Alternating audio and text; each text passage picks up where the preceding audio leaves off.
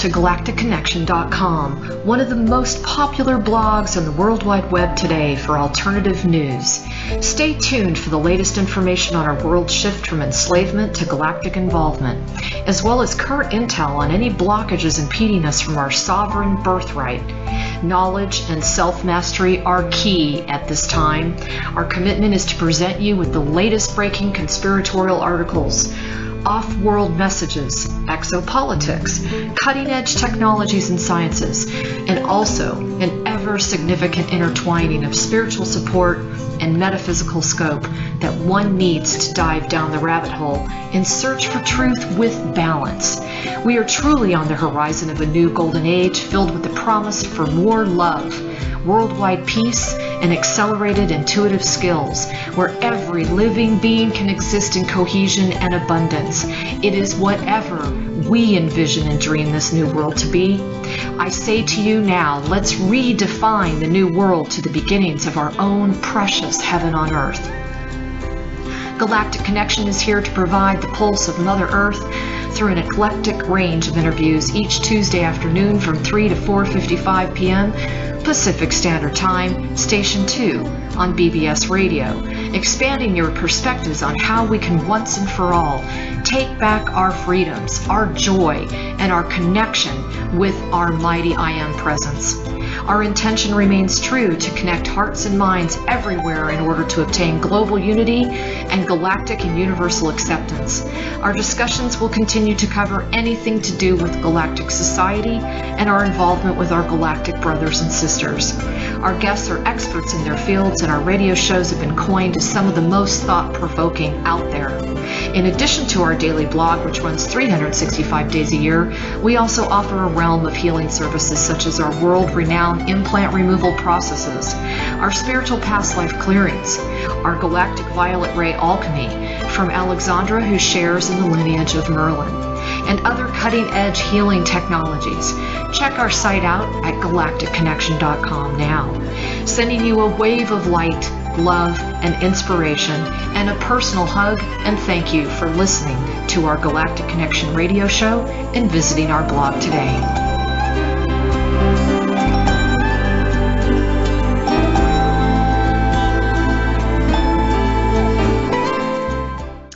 Good evening, everyone. This is Alexandra Benners of galacticconnection.com, and today is a pre-recorded interview for January 10th, 2017. And I have none other than a guest I've wanted to bring on for quite some time, Santos Bonacci. And for anybody that wants to check him out while I'm talking about his bio, you can go to universaltruthschool.com. That's universaltruthschool.com, just like it sounds. And Santos Bonacci resides in Australia and is very well known for public speaking regarding controversial occult subjects. Many know of him as a street flamenco, Latin jazz guitarist, and a revered astrologer. He is the creator and a passionate initiator of teachings on astrotheology, coined as the holy science, which deals with the subject of syncretism. If you are unfamiliar with syncretism, we have a treat for you today for sure with Santos, while he brings together all fields of knowledge and wisdom, showing the interconnectedness of all things. He provides insight within the fields of theology, astrotheology, natural science, astrology, reclaiming dominion, breaking the fictions of religion, science, and law, and the holy sciences relayed based on the workings of the solar system and the science of as above, so below. He has successfully merged or assimilated several original discrete traditions, in particular theology and the mythology of religion, to reveal the unity of all things. Santos has been researching occult matters for over 30 years. His sources include Timothy Freak and Peter Gandy, who authored many books on Jesus's missing years. And through his research, Bonacci uncovered many truths that were not in line with the church and caused him to come into conflict with the authorities. He also will be bringing to light, bearing the occult knowledge of the ancient wisdom of the morning star Lucifer. He failed to answer Balaam bail requests, and it added up to about 500 infringement notices and requests to pay fees. Santos stuck to his guns, and he actually made it onto the police's being searched for list, and still to this day has really stood strong against not wanting to participate within their system. He's a real advocate for ignoring their system to break free from their bindings. You can once again check him out at universaltruthschool.com. And don't forget that he is a guitarist and a musician. He has 3 CDs, Angelica, Amazing Days, and Moliendo Cafe. So with that said, I'm going to go ahead and bring him on. And this is a little bit different because he's going to be doing a presentation today. So I'm not going to be saying a whole lot. I'm just going to be listening alongside with you. And he is very anxious to get this information out to simplify the understanding of how energy works within the universe. So I think this is very helpful for all of us. Stay tuned, and we'll talk to you in a few minutes. Okay, everyone, I have Santos Bonacci with me. I'm excited about this. I've been following his work for a good 5 years, and I am honored to bring someone who's brought so much enlightenment and brought so much of a compilation of all the things that are so rich in material that have brought us to the awareness that we are here today, and actually connecting the dots, really following the cookie crumbs of what led to what.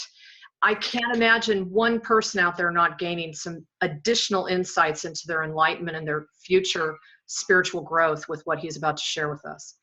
So Santos, go ahead and take it away. I don't know where you want to dive into first. I think the very first thing for anybody who's new to your work is, can you just give everyone a little bit of a snippet of how you got started in this? Yeah, thanks, Alexandra. I really appreciate you having me on. And today I've set up a whiteboard because I think it will help us with a lot of the terminology and the science that I'm going to present. How did I get into this? I guess I've been inclined toward understanding things all my life.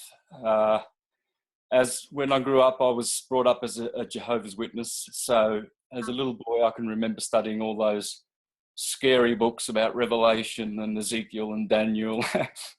And so in my teen years, I rebelled and did the wild thing. And then in my late teens, I was running a restaurant, and very wild at the time, as teenagers are. And I decided I wanted to serve and worship the Creator. Just everything changed, you know. I had enough of, you know, the fast cars and the entheogens, I guess. So I did a couple of decades with the Jehovah's Witnesses, very, very zealous. And that started in 82 when I was baptized. In 82, I met a sister, Jehovah's Witness, who said to me, Santos, you need to go to the library and read a book that I've read. It's called Secrets of the Lost Races by Reen Norbergen. Mm-hmm. Oh, yeah, okay. And so I did, and that was it. Of course, at the same time, I was reading a book which I have here. Hang on, I'll just grab that. Okay. And the birds are chiming in too. Oh yeah, you can probably see my birds. They're so awesome. Well, I don't want you to move your computer. I've got, hey? I was going to say, don't move your computer. It took us forever to get it where it is. No, I know, don't worry. At the same time, The Two Babylons by Alexander Hislop. Now, this is my version.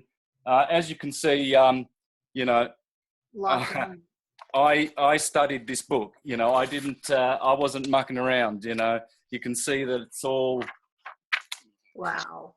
Whoa. This is 1982. I was a young, fresh Jehovah's Witness, starting again to serve Jehovah, and I was reading books like this is Astrotheology on steroids. Only Alexander Hislop really was a literalist. He didn't understand the mythological content of what theology is. It's transcendent, it's not mundane. So he was a mundaner, a literalist, what I would call a literalist.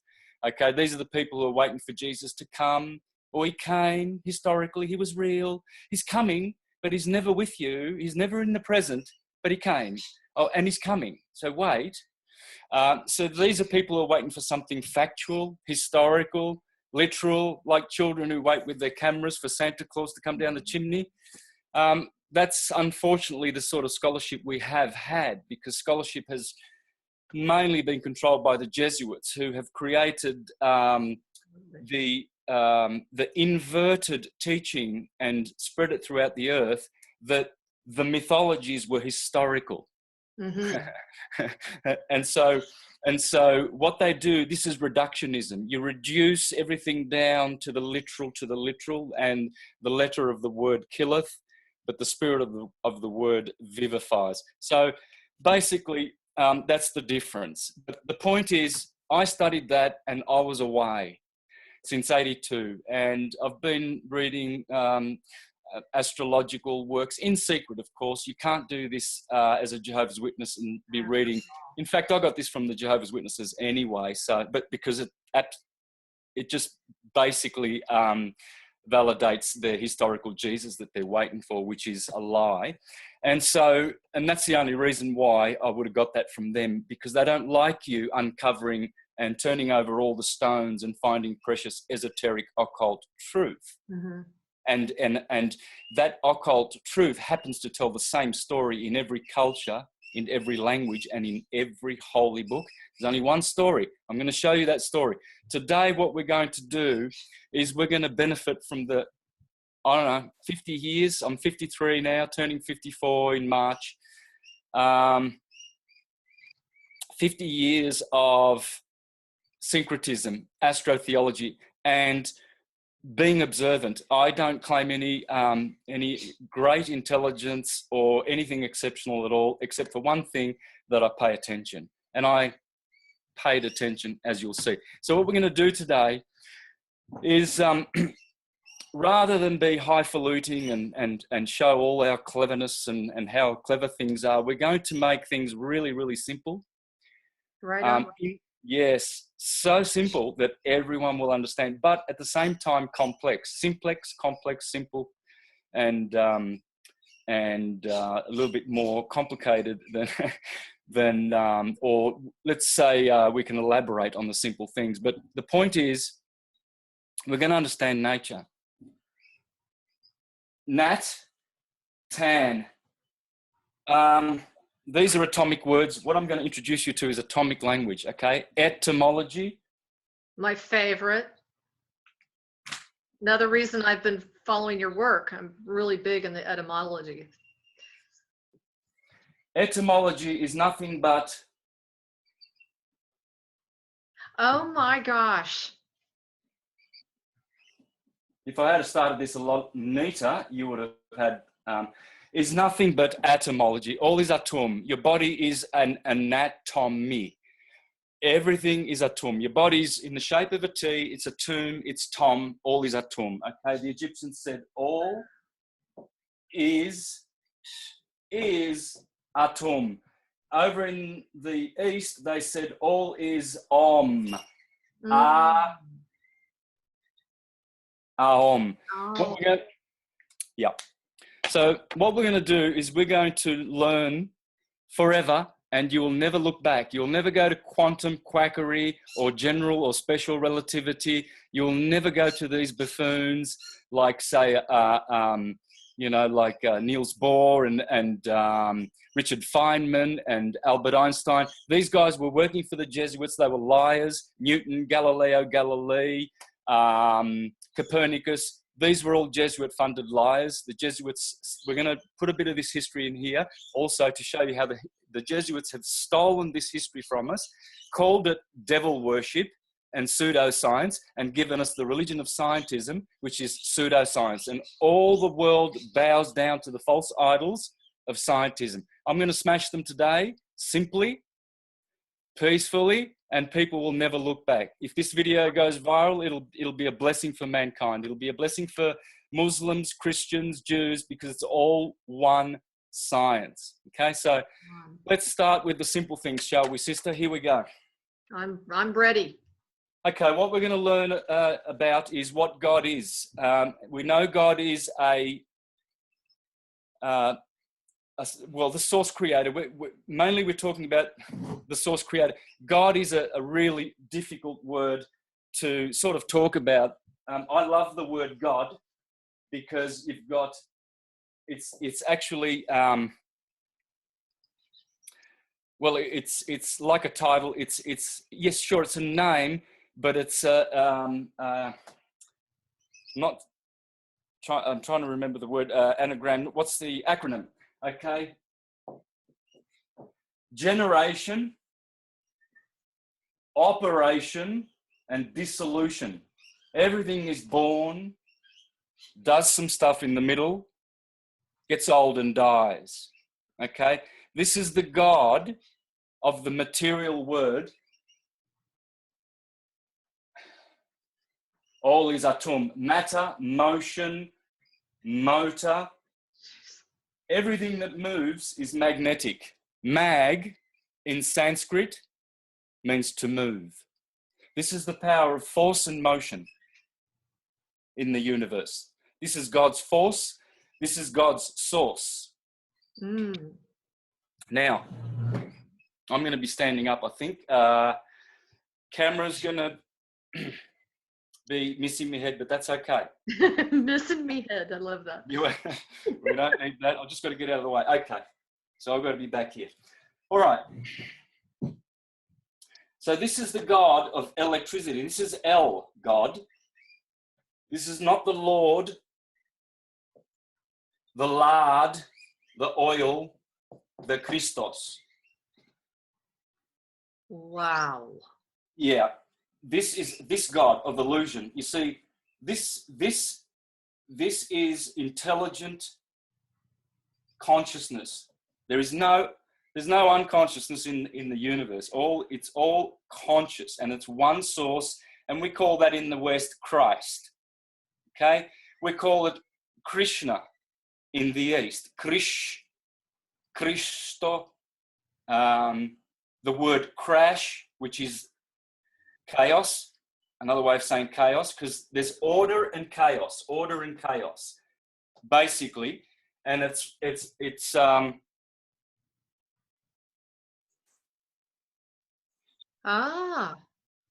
okay.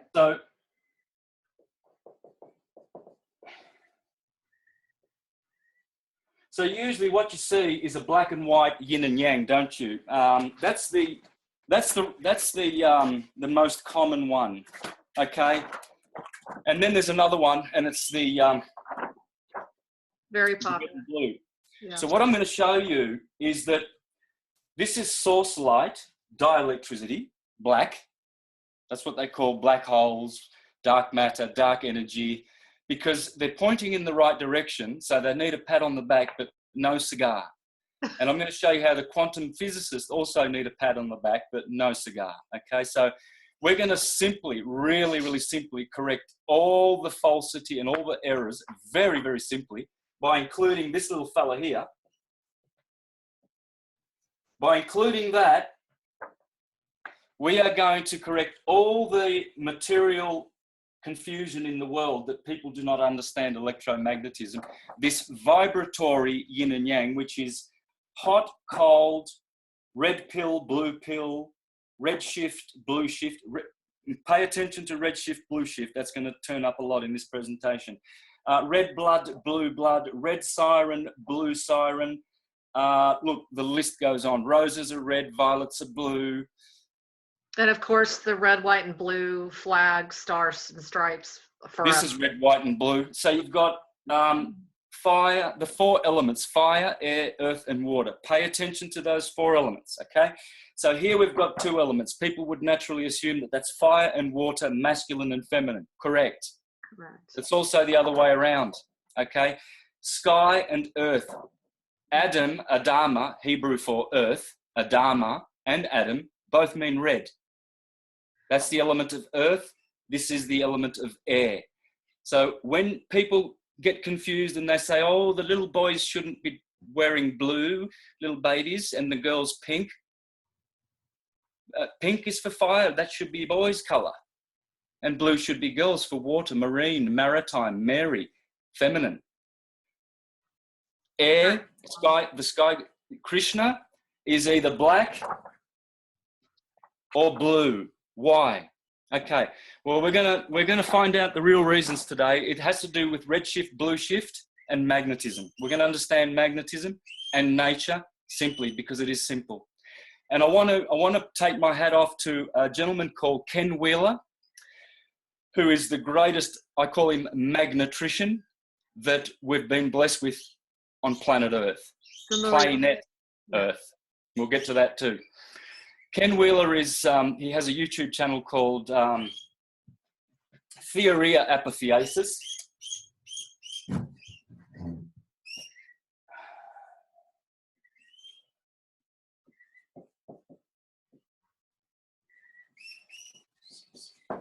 And I strongly recommend to watch everything he's ever done once, twice, 3 times, 4 times, 5 times, infinitely, over and over and over, and you will get familiar with the 3 field modalities.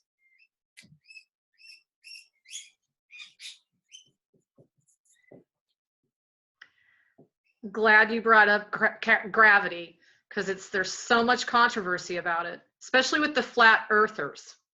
We're going to understand gravity. To me, it's like a shadow. And you can't reify a shadow because it's an absence, it's a privation. And so really what scientists are doing is they're pointing in the right direction. They're calling it gravity, which is cool, because grave is the opposite of levity, gravity. So if something is more dense in the medium in which it is, it will show its density by being gravity. But essentially, what gravity really is, and thank you, Ken Wheeler, it is dielectric acceleration. It's not a force, it's an acceleration, okay? Gravity, let's call it gravity so people know what we're talking about, is not a force. Never call it a force. It's an acceleration. There are 2 co-eternal, coexistent, conjugate principles in the universe, and they are these 2. Dielectric is inertia and acceleration. Magnetism is force and motion. Motion.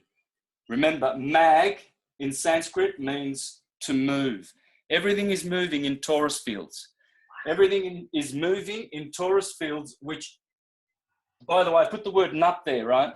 We're going to crack the nut. The nut is the Taurus field. Tor, Thor, thunder, turning, mag, move, movement, motion. So I'm even thinking about magma, from the center of the earth. You heard that, right? Magnitude. Magnitude. See, Magna. What you're going to learn is that magnetism is magnitude, which creates the illusion of time and space, which are measures. Again, they're like shadows, they're like gravity. They are not autonomous field modalities. They are not autonomous principles. They are attributes. They're attributes. So you can't reify those attributes, a privation. Do you agree that magnetism is dropping on the planet? No, it's breathing. It's changing. It goes up and down. We have to understand the breaths. You see, people panic. Oh, it's getting hot now. It's getting too hot. Yes, well, right now, just wait a few years. It'll correct itself. Everything is correcting itself in nature. It's always doing that. Atum. All is atum. And you're going to understand what atum is. Atum is light. Light is a coaxial circuit. And light is energy. Today, what we're going to learn is what energy is.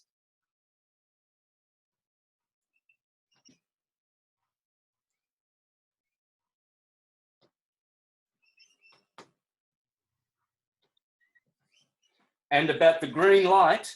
Oh my God. Which is the first, pretty much the middle, the heart chakra is green, the earth is green. Laser light, which is coherent light, is a special healing color. And so this green vibration, photosynthesis, chlorophyll, and all of the related topics, this is the energy which is coming to us from this pulse. So what you're going to learn today is simply how energy works, like never before. And again, thank you to people who, like Ken Wheeler, and the people who is standing on the shoulders that he stands. And some of those guys are the guys that I acknowledge very much. For instance, Timothy Frake, right? No. Well, I have that book. Walter Russell, Tesla, yes. Steinmetz, Heaviside, Eric Dollard. Please check out the work of Eric Dollard. Faraday, Maxwell, and all the true scientists that have given us everything technologically that we have. All of those guys. And check out Pier Luigi Ghina from Italy. He died about 20 years ago. He worked with Marconi for 10 years, then went off to study the sun for 30 years. And he said there's a pulse coming from the sun. Yes. It's pulsing, and it's a heartbeat. It's the same as our heartbeat. Dom, dom. Dom, dom. Everything is a dom. You listen to your heartbeat when you meditate. Dom, dom. Everything, all is atum. Okay, so we'll learn that. But this pulse is the longitudinal wave. Okay, and it's a wave in which compression and rarefaction is occurring. Now, this is where scientists get confused. This is the dielectric pulse horizontal wave, the scalar wave of Tesla, okay, the expanding wave of Schallberger.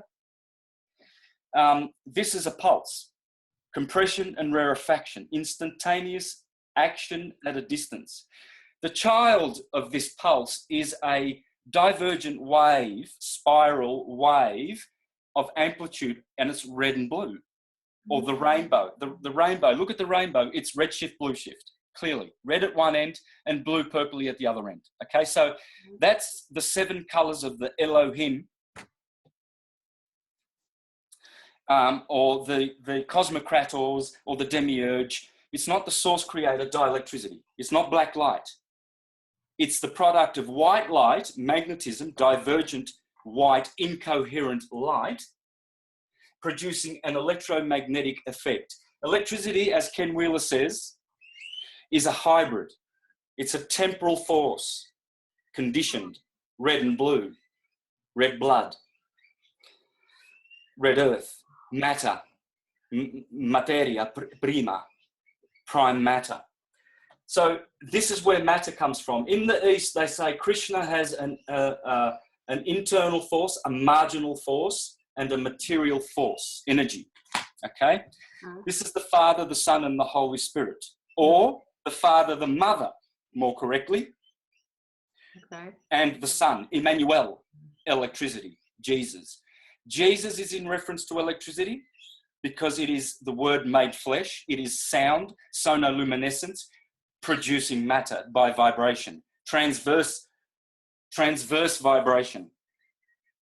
Longitudinal, that is the spiritual pulse of the universe. Magnetism is that, together with dielectricity. But when the marginal energy of the universe combines and creates the wave form, this is the wave, this is the pulse.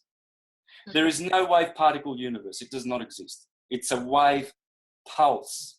See, the pulse is what you're going to be essentially introduced to today, which is the hidden free energy, God consciousness, unconditioned, unlimited, unqualified, omniscient, omnipresent, and omnipotent of the universe. Okay? So this is the longitudinal energy. It's instant. And here we have the speed of light at 186,000 miles an hour, for instance. It's not a speed, it's a rate of induction, as Ken Wheeler says, depending on which medium. If it goes through glass, well, it's it decreases its energy by speed, rate of induction by 18%. Glass, more or less around 18%, reduces the speed of light. So it's a rate of induction, but we're talking about the electromagnetic, conditioned, mundane light. This is mundane light. This is divine light. Wow. This is lumen. This is lux. This is spiritual. This is physical. Baal, the false god, Right. Baal, Chapel, you know,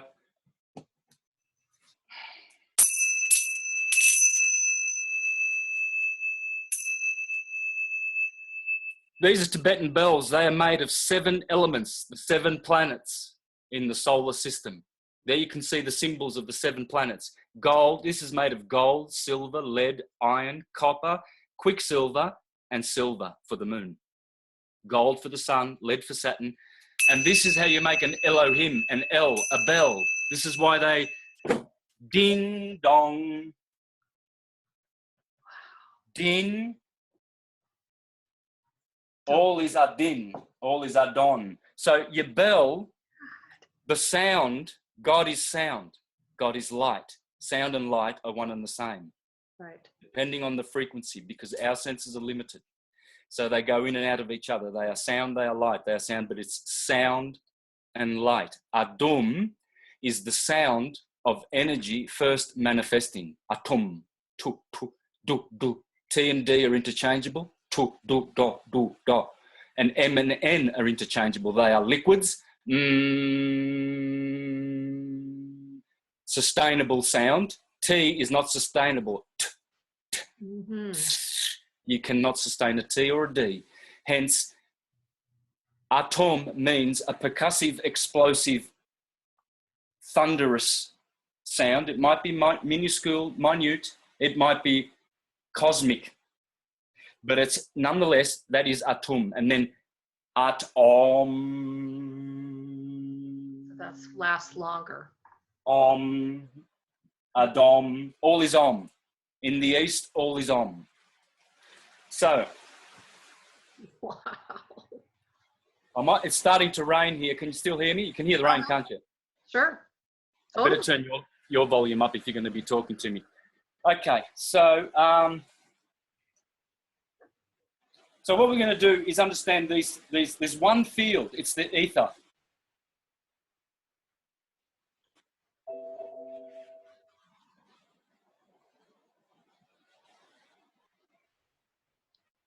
This is what they're now calling quantum goo. Quantum fluid. Okay. Okay, so this is what they're calling quantum fluid. I think I'm yelling. I better keep my... Mike, can you hear me clearly? I can hear you really well, so don't worry about it. So, but this is the field. This is the counterspatial. This is counter space. This is intradimensional. So, intradimensional, dimensional. Our mother who art in heaven, magnetism. This is 1. This is the power of 2. 1, 2. See the S in the middle? Yes. The S is the 19th letter of the alphabet. 1 plus 9 is 10, reduced to 1. This represents the 1, the sine wave, the sin of Eve. And we're going to learn what eating the apple, material, electrical, Maya, why eating the apple is the sin of Eve, because it's the sine wave. Remember, it's this wave of the universe. In the wave is the illusion. Why? Well, because the longitudinal pulse is instantaneous action at a distance. If you get a rope, if this is a rope, can you see that clearly? Yes. Because there's so much light, I can't see. I can see it. There you go. Okay, so if that's a rope and I tug at that rope, and there's a guy over here, and I'm over here tugging at this rope, the moment I tug at that rope, when does he get the signal that I've tugged on that rope? Pretty much. Well, I mean, yeah, instantaneously. Instantaneous. That's instantaneous action at a distance. That's the magnetic dielectric light of the universe. This is the true transcendental, counterspatial energy of the universe. It's free, it's God, it's conscious, it's living, it is life. Okay? Now, if I decide to flick that rope and put a wave in that rope, whether it's one or whether it's two,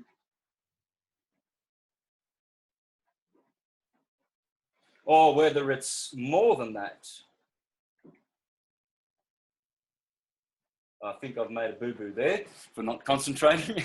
So, but nonetheless, you get the point. If I did that and put a wave through that pulse, now you've got. So now it's not instantaneous. No, and you've got what's called electromagnetic retardation, or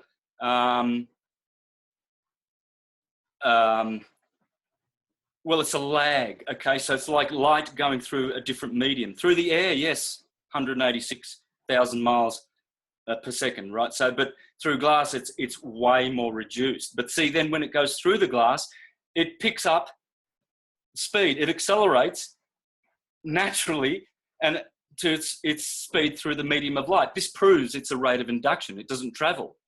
There's no particles that travel because there ain't no particles. Wow.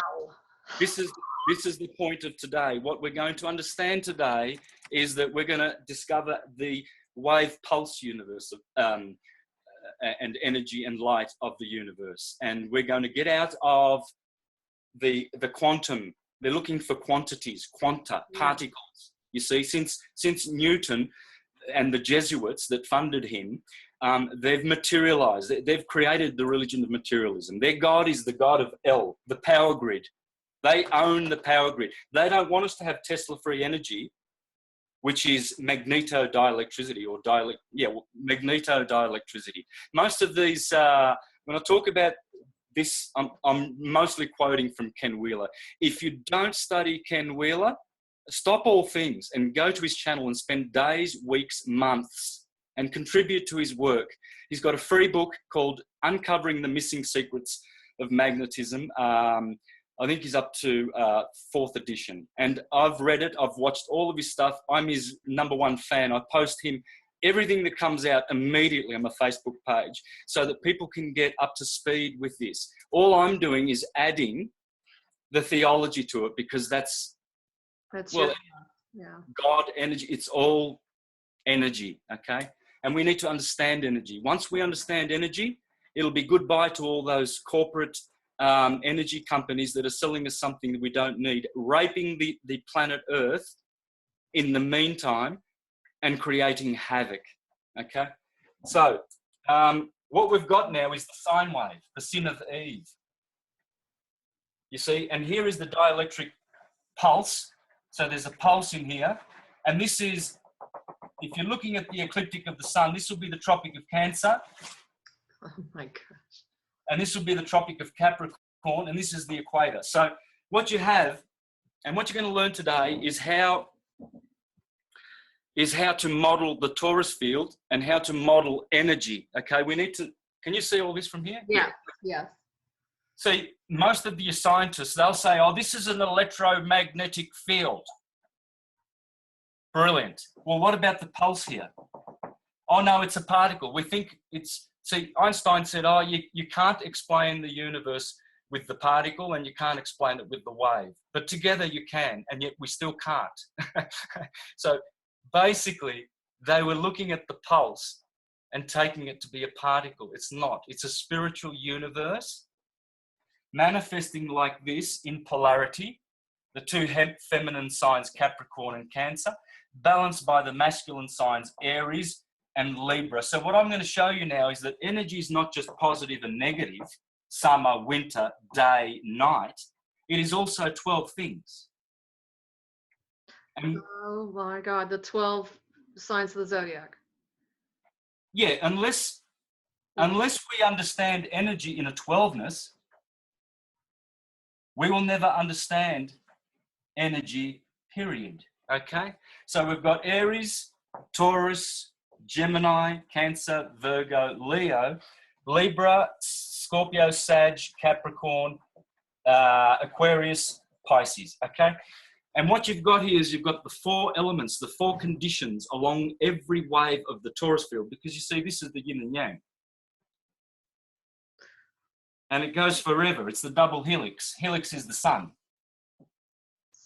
Okay, pulse, pulse, pulse perturbation of the field. What is the field? The quantum fluid, field, fluid, same word, ether, dielectric field. And of course, this also represents the DNA. Yeah, because it's a double helix. What is going that way is also going this way. So Aries is here now. Aries, Taurus, Gemini. Look at this, adenine, thymine, guanine, cytosine. The DNA, this is the double helix. This is the microcosm or the macrocosm. If you take this to be the ecliptic of the sun, which it is, because I've drawn in the Tropic of Cancer. So this will be the equinox of Aries, March 21st, the equinox of summer equinox of a solstice of June 21st, the September 23rd equinox, autumnal, and the winter solstice, 21st of December. Interesting that the tomb of winter, the 21st of December, the solstice, has a nickname called Saint Thomas Day. Tom? Oh my. The day of Saint Thomas. Because why? Because Tom means twin. Red and blue. Adam was red, Eve was blue. Cain and Abel. Cain was red, Abel was blue. Jacob and Esau. Esau was red, he came out red. Jacob was blue. Moses and Aaron. Moses was red, turned the red sea into blood, and everything was red. He had a red beard. He was. They all painted him red. Okay, Jesus with white, blue eyes and red hair. Have you seen those? Yeah. It's always red and blue. Yeah, you're right. Wow. Okay. Because electricity is red and blue. And that's where red blood and blue blood, red shift, blue shift, red pill, blue pill comes in, because it's the vibrations. Everyone's stuck in the vibration, noise. Whereas sound or music is on the pulse. Compression, rarefaction. Compression, rarefaction. So you've got contraction, expansion, but it's instantaneous. This is why scientists cannot explain instantaneous action at a distance. Why? Because then they will reveal the true force and source. So I have it as force black, white light is force. I have it as black light is source. Because they are not even, well, we say they're not light, they're shades, but they are light. And this is the nature of the Godhead. This is Krishna, black, and Radharani, white or gold. Radha means radiate. Radiation is magnetism. Okay, so if we've got, look at all of these trinities. Let's have a look at the trinities. And also that's like the heartbeat too, right? What you just showed. It represents the beat of the heart as well. Well, it is. It's a pulse, you see. And so, but the materialists, they want a particle.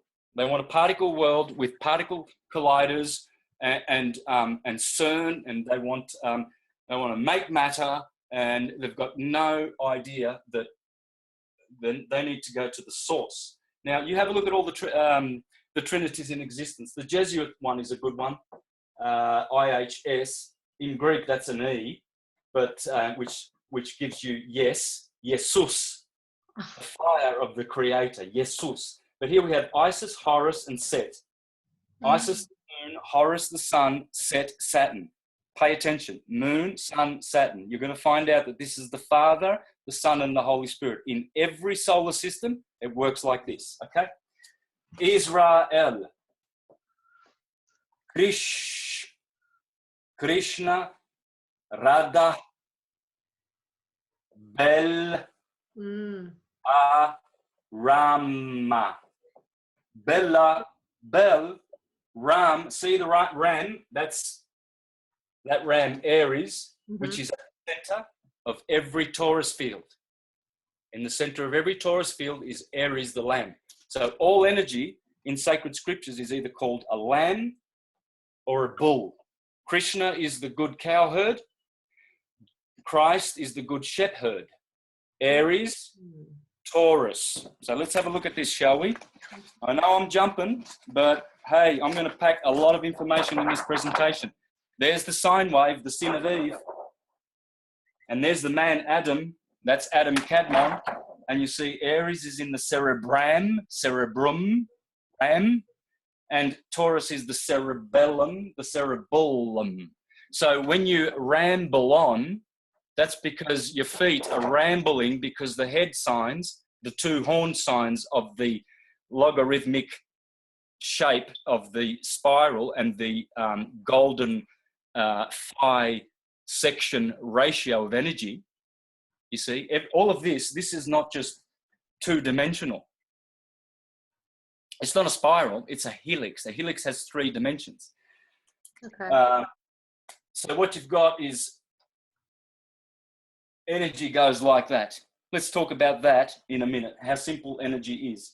So what you've got is Israel in the east, dielectricity, radiation, magnetism, and electricity, the hybrid child of Osiris and Isis. She's always holding a little baby, electricity, red and blue, red blood, in her arms because she's the creator of that child. But that child is temporal, conditioned, Maya world. It's real, but it's temporal.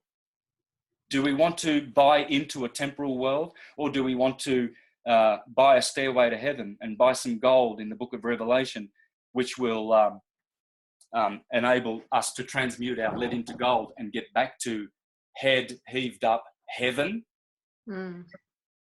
heel, hell,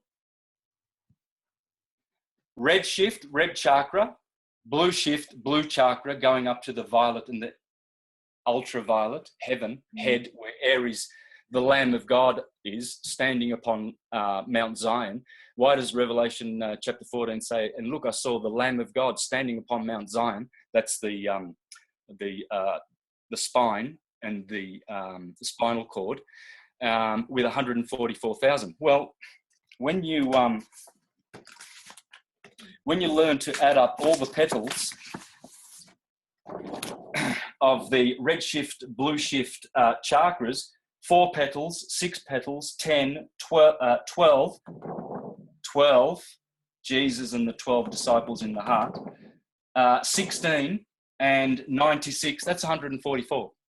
And the top chakra, the violet, that's the 1,000-petal lotus, Taurus, of the Sahasrara chakra. So when you multiply 1,000 by 144, you get the Lamb of God, Aries, the cerebrum, standing upon Mount Zion, the spinal column. Oh my God. On top of the 33rd bone of the vertebrae, which is called Atlas. Atlas is doing this to my head. That top bone of my spinal column is called Atlas. Okay, there it is up there at the top of the pons. Pons means bridge to head heaven, Aries, the Lamb of God. So when you see the Lamb of God standing upon Mount Zion with all the people are singing songs, you know, when the saints go, oh Lord, I want to be in that number. So they want to be in that number, but they don't understand that they have to burst all their chakras and open the 7 seals of Revelation, and only the Lamb and the Lion, were worthy to open the seals, the 7 seals. Yes, because you have to open the heart chakra, the lion, then you have to climb up to heaven to the higher consciousness where the Lamb of God is, and then the Lamb and the lion will lie together. Both of these are fire signs, okay? Aries is fire, Leo is fire, head, heart, on the top of the sine wave. So what we're getting is basically we're understanding this is a torus field, and a torus field is properly named thusly: reciprocating precessional hyperboloid torus. Okay, thank you, Ken Wheeler. Now You're gonna explain that, I hope. I'm going to do that right now. Don't worry, because I'm going to go back over some of these things. All right. So, and what I'm going to do is announce today that I'm going to be. I've got come into possession of this whiteboard, and I'm going to be doing a weekly school on my YouTube channel, doing just this. Okay, simplifying nature. Wow. So, yeah. That's terrific, Santos. Because, you know, I mean, we're getting deluged with so much of this information, and a lot of us will avoid it because it can get so scientific that we just don't think we have the capacity to wrap our brains around it. But you really do a great job simplifying. The other thing is the language itself, how much brilliance and connection there is behind the words. Yes. Yes. Fascinating. It's all about words. It's all about etymology. What you're going to learn today is the science of etymology. Atom, all is atom. You will understand forever now. And if you go back and watch my presentations that I released a couple of years back on atom, I did 2, and I did a lot of radio shows. They're out there, you know, just on atom and all the atomic words. It's beautiful. So let's have a look at this first before I do this. Reciprocating precessional hyperboloid torus field. That's how we call a torus field correctly, okay, according to Ken Wheeler. Can't see it. All right, well, I'll get to that in a minute. I just wanted to explain something about gravity, because I mentioned this before and I want to clarify. This is like a shadow, okay? It's the shadow of this. Dielectric acceleration, dielectric voidance.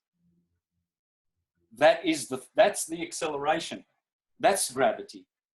That's the true God. We should be discovering the true God, source God, not the Elohim, the bell, the vibration God. He is the demiurge. He is Jehovah. He is Shiva, Brahma, Vishnu, all the named gods. The unnamed gods, that's the source, because it has no name, but we call it Krishna or Christ, Allah.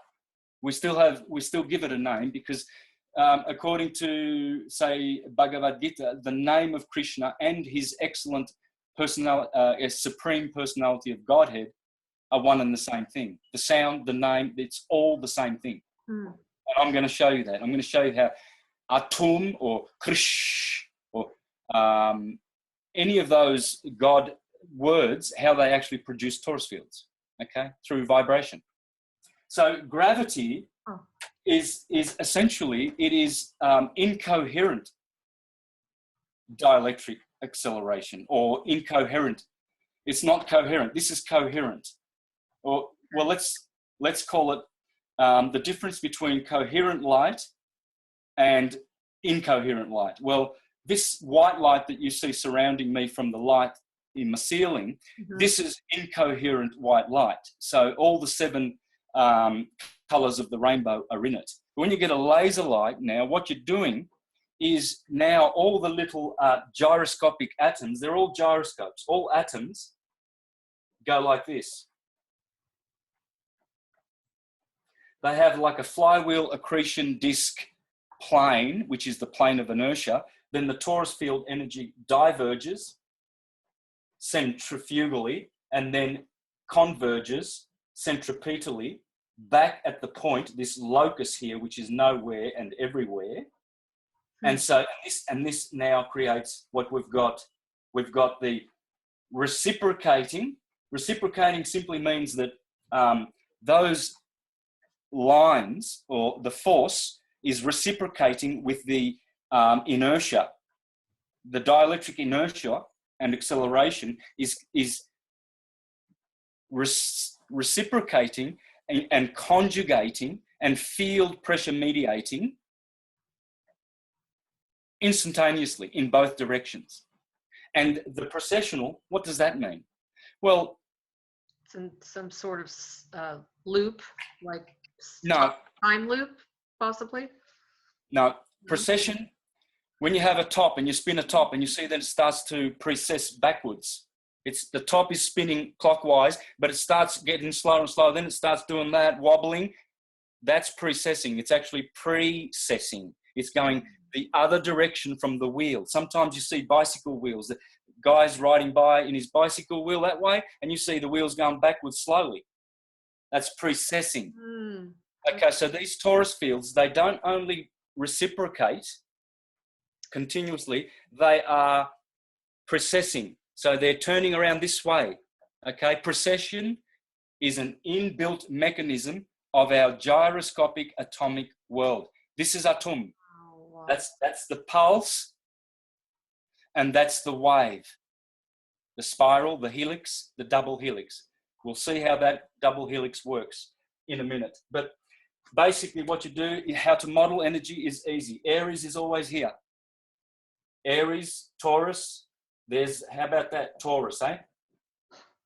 Interesting. Yeah, because it's like a toroidal field, ultimately, right? Okay. This is why. And everything is the Lamb. I've done entire presentations on the Lamb. All is the Lamb, all is Atum. It's all the Lamb. The Lamb is the lamp. Revelation 21. And the light of God did not need to shine in the new city of Jerusalem, for the Lamb is its lamp. Electricity, light. God is light. A coaxial circuit. So, hyperboloid, well, there's the hourglass. Can you see the hourglass in there? Yes. Yeah. So, problem with this was, let's do a better one.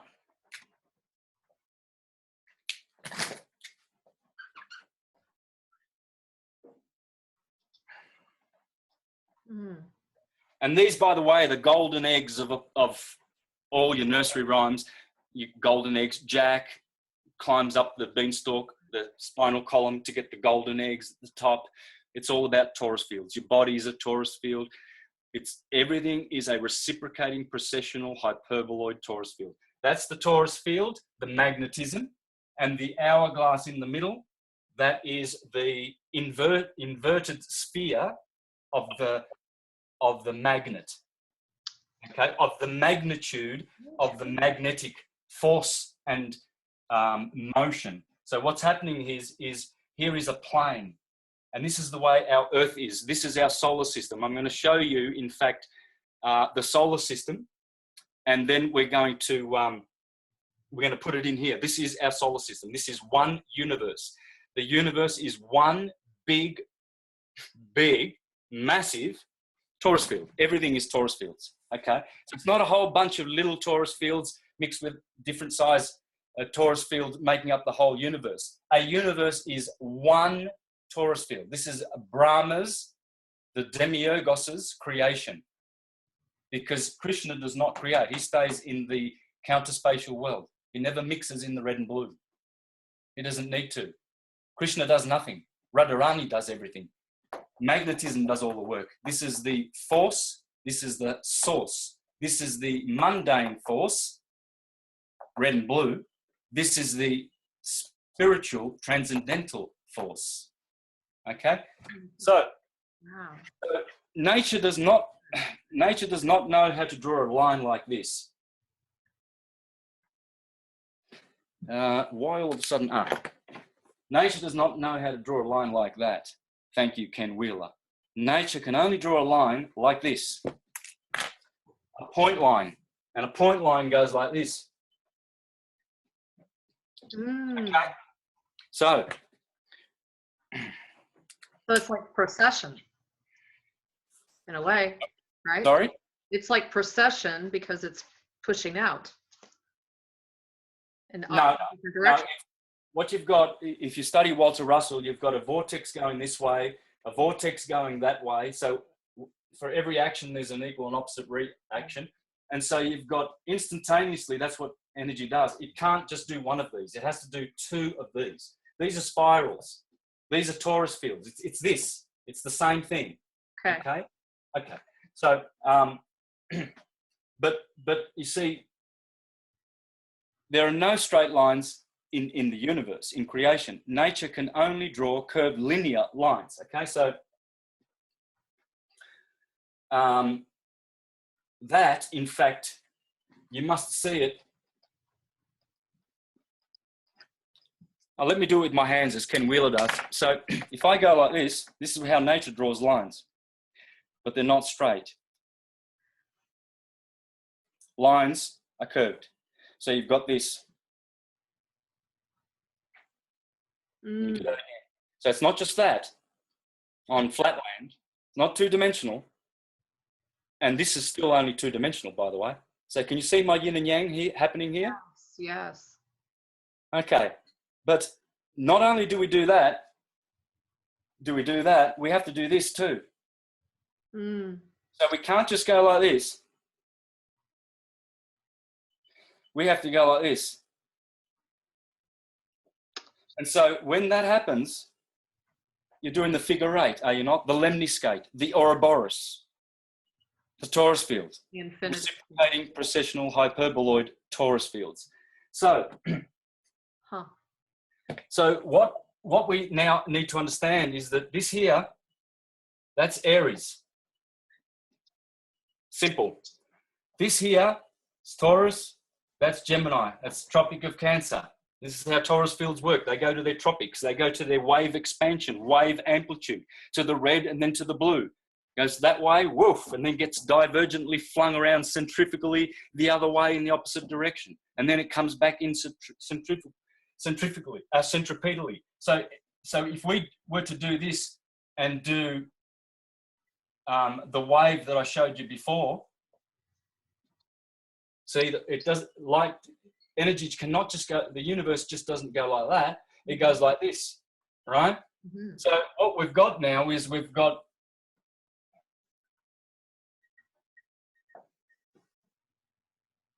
Tropic of Cancer, Tropic of Capricorn. So, but whatever is going, so we know to, let's start the point, say over here. So I'll just focus on this section here for now, one sine wave. Let's just do that. So if we put Aries over here always at the start and Pisces over here at the end, well then this must be, going back here, this must be Pisces over here. So what we've got is Aries, Taurus, Gemini, Cancer, Leo, Virgo, and here we have the scales of judgment on the 23rd of September. The Jews know that date, don't they? All the Jews know the 23rd of December. Tishri, Yom Kippur, Judgment Day, Atonement, At One-ment Day, because the scales of Libra are there balancing. And then they celebrate, the Feast of Tabernacles or whatever, or tents, all those Yom Kippur, Rosh Hashanah themes. It's all here. At the extremity of the torus field where judgment happens, the scales of Libra, the sun setting, Libra, justice. Scorpio, Sag, St. Thomas Day, Tom, all these are Tom. Here, Cancer is Tammuz in the Jewish system. Tammuz.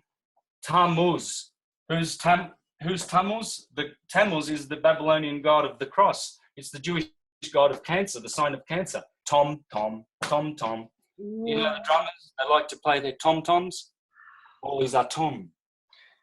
So if we're going that way, we've got to know how to go the other way now. So we've got to know that Pisces will be here. Well, again, it just goes, so backwards, we've got Aquarius here, and we've got Capricorn here. So what is going that way is also instantaneously coming back in the other direction. And that is how energy is working. Hence, your Aries, Taurus, Gemini, Cancer, or adenine, thymine, guanine, and cytosine, DNA, helix, double helix,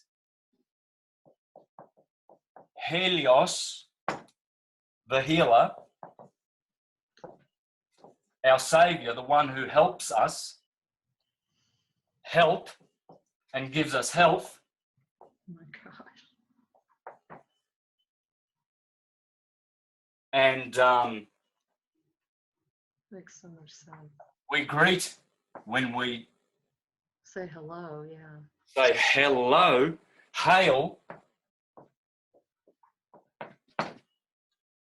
This is all the same stuff. It's all this helix. It's the So where atom. how does hell fit into that? Well, hell is invernal, winter, infernal, hell, infernal. It's hell is when the sun gets crucified here, and then on the 25th of December, 3 days later, 25th of December, Helios gets born again, Sol Invictus, to climb all the way to Jerusalem, and then he has to fall again. And the Jews fast in this month, and the Islamists have Ramadan here, and they mourn for a month. They mourn in Cancer every year at Tammuz. They cry for Tammuz, the Jewish women in the temple of old. They used to cry to Tammuz. They used to weep and fast and bury themselves in ash and sackcloth because the sun's now waning, waxing, waning, waxing. And this is Helios. This is the work of Helios in 12. The one who does not understand the 12ness, and it's sticking out everywhere. I mean, I could give you a million reasons why this is Adam. The letter L, lam,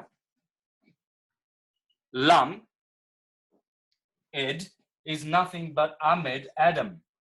And the 12th letter, which is always in every alphabet, the letter L, electricity, Elohim, is always sitting there in 12th position. M in 13th, in the middle, M in the middle. So Adam, the letter L, 12, King Arthur and his 12 knights, Hercules and his 12 labours, Krishna and his 12, it's everyone, it's all this. It's all the science of Helios. That's all there is. There's nothing else going on. I better get better on this side. I think it's better for me to get out. Santos, how does the other calendars, because that is this based on Gregorian calendars? No. At all? I mean, how does that fit in? Yeah, it fits in. It fits in perfectly. People say, oh, the sun calendar, we've got to get away from that masculine heliocentric or whatever stuff that they mutter in their madness. That everything's perfect. The tropical system of astrology is perfect. The Gregorian calendar is perfect. It's all good. There's nothing at all because it's all based on the tropical points. They never move.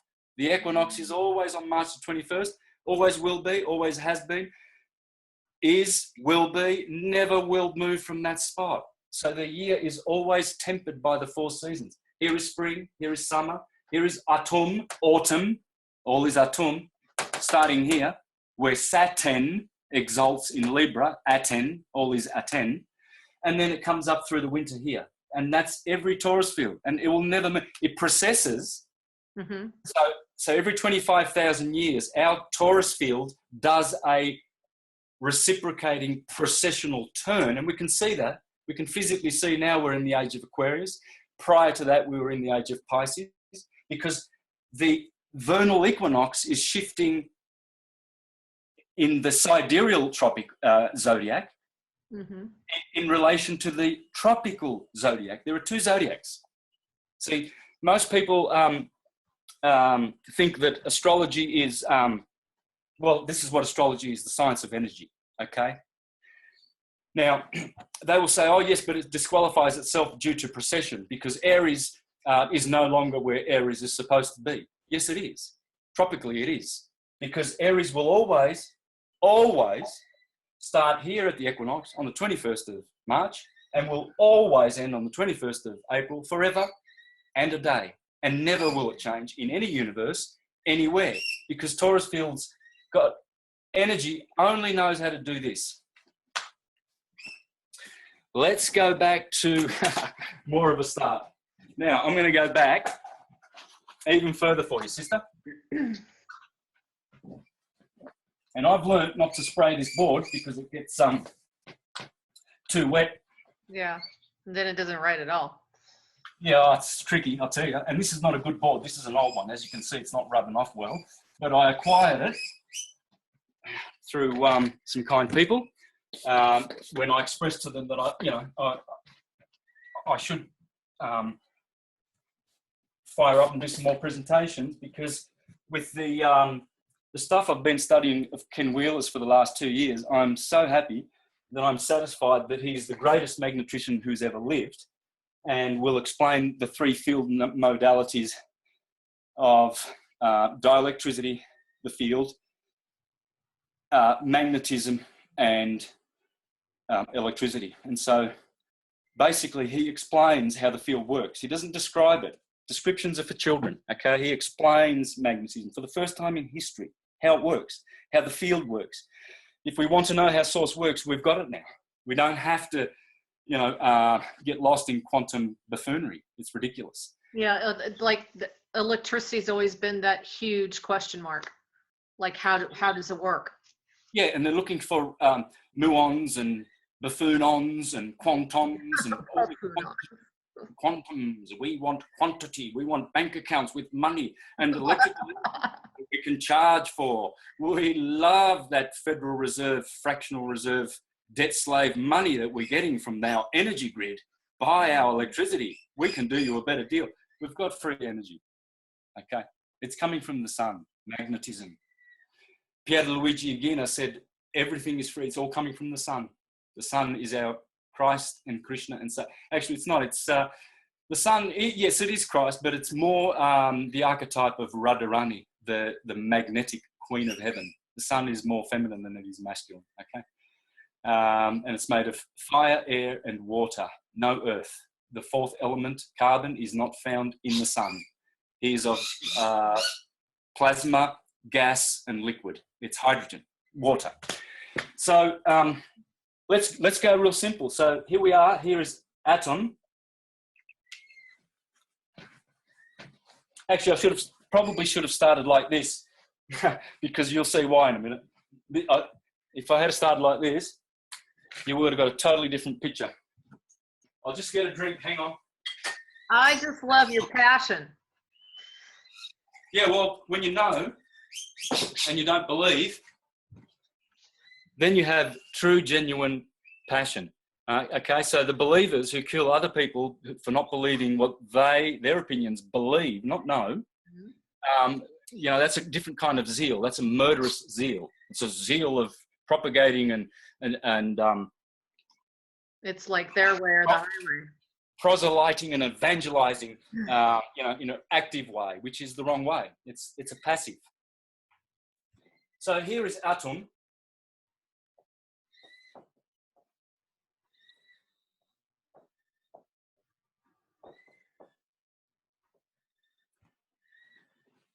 Okay. So atom's red. So the A privative,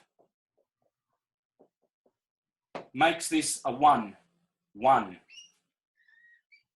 Okay, so Adam had a wife called Eve. Even.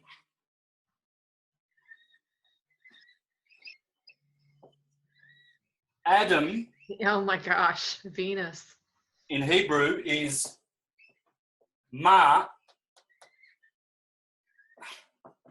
That's how you say Adam in Hebrew. Adam is, Mars. Excuse me. How you say Mars in Hebrews is Ma Adim. Huh. Eve, even numbers, all odd numbers,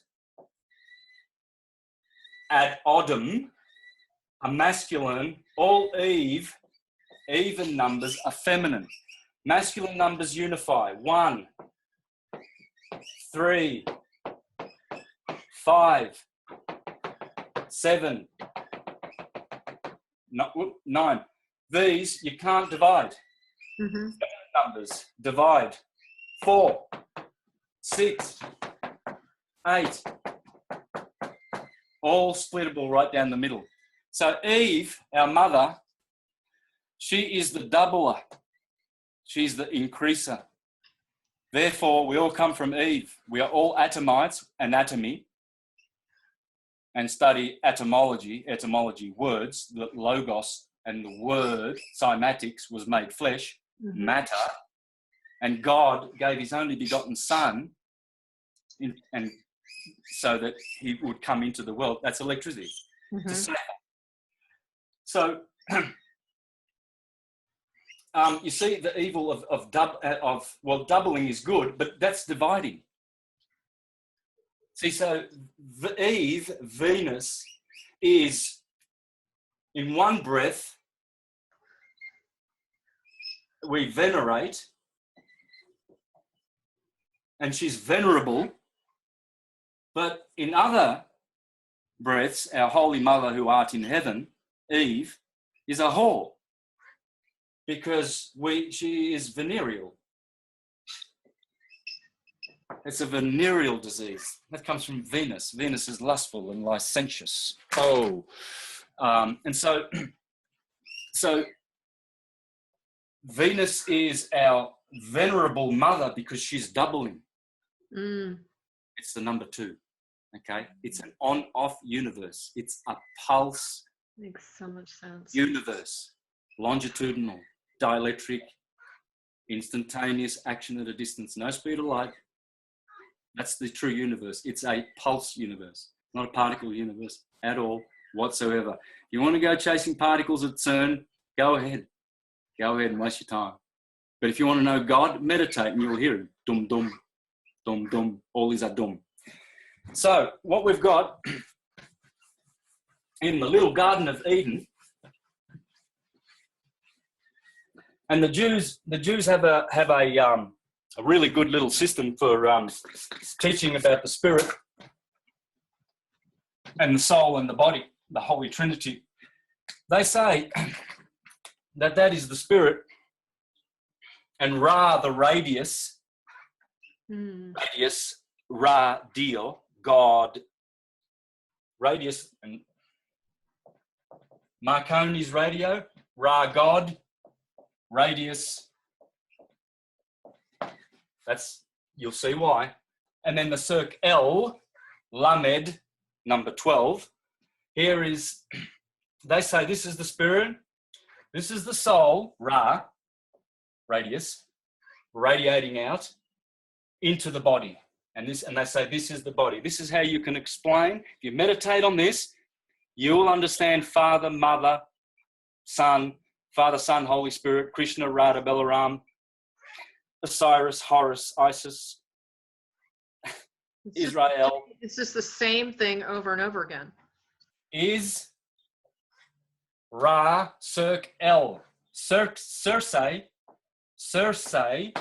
circle, the goddess, the moon, Circe is the Circ L, is Ra L. And so what you've got here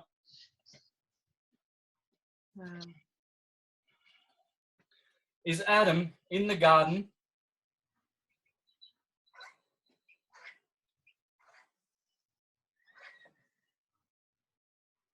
with Adam and Eve.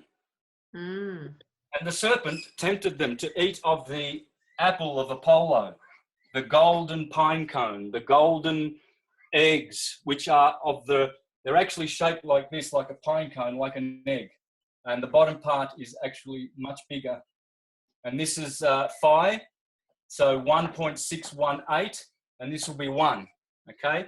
And here is where compression is, and here is where rarefaction is on a magnet, and this will be a magnetic field, will always be like this. Thank you, Ken Wheeler. And so compression is blue shift, and rarefaction, Ra, is red shift. Satan the devil, red, Krishna blue, good. So through electromagnetic manipulation, we can grow better food, we can ionize negatively our water that we drink, we can do everything through magnetism.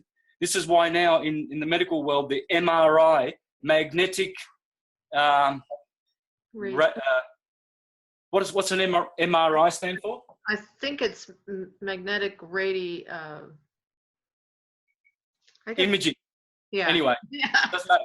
It's magnetic, okay? And how they work is they understand now with this technology, they understand how magnetism now, rather than X-rays and all of that rubbish, is going to be beneficial for healing and for looking into the body spiritually. So they use these MRI machines, and it's and they are using manipulating the frequency, which is the Lemore frequency, which is the gyro magnetic precession. Gyro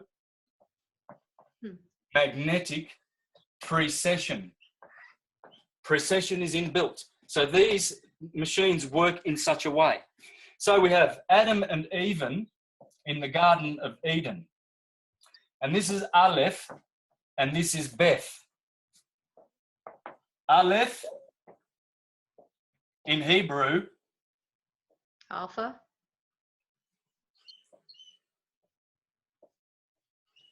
Aleph, which corresponds to numerologically 26. 26 is iron in the periodic table. Mm-hmm. And iron is Mars, the ruler of Aries, and Ma'adim is Adam. Okay? And this is also, 26 is the number of Yod, He, Va, He. Yod, He, Va, Jehovah, 26. So Aleph, what does it mean? It means ox. Krishna, the good cowherd with his gopis. What are the cows? Taurus fields. Krishna is always with his cows. And Jesus is always the good shepherd with his sheep on his shoulder. Because the lamb, the Taurus field, Aries, symbol of Aries. Do you think astrology knows something? Yeah. Symbol of Taurus. Do you think astrology knows something? Symbol of Gemini. The two pillars, Jachin and Boaz of the Taurus field. One pillar, two pillars. And Jehovah led the Israelites with his two pillars through the desert, through the Red Sea, and through the wilderness as they entered into the promised land. The two pillars, Boaz and Jachin. It's black and white. Hence the Freemasonic floors, black and white. Checkerboard floors. Magnetism, black and white. Dielectricity, black. Magnetism, white. Always remember, the first trinity is black and white, the first trinity. And that's Krishna, Radha, and Balaram. The second trinity is a mundane, electrical, temporal conditioned force, electricity. Do we want to remain in the electrical world, or do we want to go home to the pulse of the longitudinal standing scalar wave? This is where paradise is. It's not here. Yeah. This is where noise. This is where noise and chaos is. Order and chaos. So Aleph means ox, and that's where we get alphabet. The L, is that an F? Yeah. Alphabet is ALPH. Yeah, PH. Well, I don't have a PH. That's enough, right? PhD. So I would have put F there. But anyway, because there is another Aleph too. There's a, I think that's the Egyptian one. But anyway, Aleph, Alpha. Oh, wait a minute. I'm drawing alphabet here. Beth, alphabet. Okay. Bet means both. Bet stands for both. Okay. So Aleph, the ox, or bull, Bel, bull. He now is like the two eggs that we start with in the womb. We start with the sperm egg and the ovary egg, and so they come together. They make one. And then they divide, and is it called mitosis? Where then they go to 4, and then they 8, 16. I think it's called that. Anyway, so this is what's going on. This is the Godhead. These are the two co-eternal, conjugate principles of the universe. Dielectricity, magnetism, both. This is the power of one, this is the power of two. Bisexual, bicentenary, biscuit, twice cooked. And so that's the Latin word root of two. In Greek, it's di. Okay? Dichotomy. Mm-hmm. I say this is the number 2, this is the number 4. You see feminine words. Divine, divide. So if you're a diviner, Interesting. if you're a diviner, you see some of these churchgoers, he's an astrologer, he's a diviner. So he's talking about the divine, and that's not cool with you? No, he's a sorcerer. So that's obviously a depiction too of the alpha and the omega, right? The omega is the sun setting here at Libra, when the sun goes around the Taurus field at the equator. That, what was your question, sorry? Well, that's also showing the alpha and the omega, right? Yeah, the that's the omega, right? So if you see in the Greek letter, it goes like this. Right. Okay. Okay, right. All right. And Libra, where the sun sets every day in Libra, not symbolically. People will say, but hang on, the sun's in Capricorn. How can it? Symbolically, in the Taurus field, in how to model energy. Okay. So omega, that's omega. Mega means big, because the Greeks had omikron. Micro means little. Omega, omikron. Omikron is usually found in the middle of words. Omega is found at the end of words.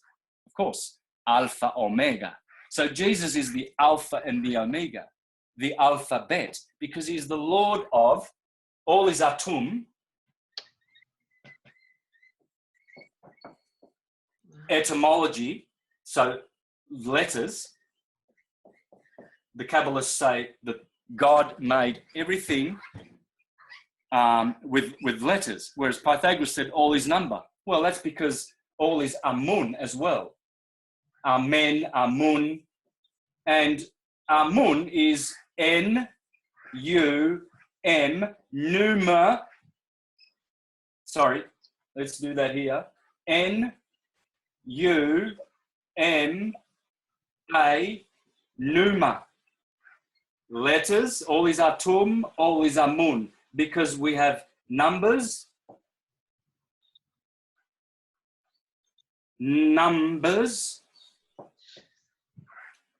quality, and quantity.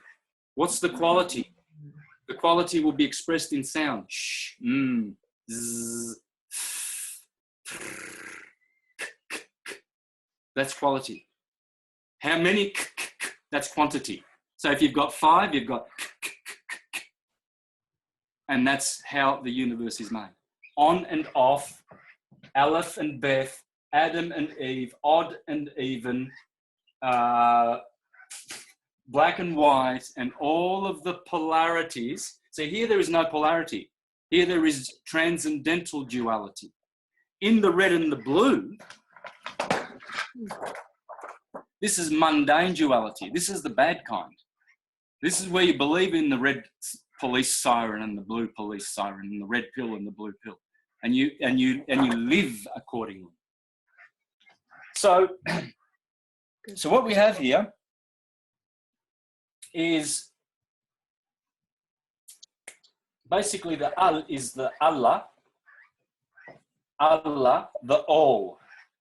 Okay, and so the one is the all, and the two is the both, and so it can't be any other way. These are co-eternal principles, and this is the field. I say, okay, so light travels through that field of the ether as my voice is traveling through the air to get to the computer's microphone.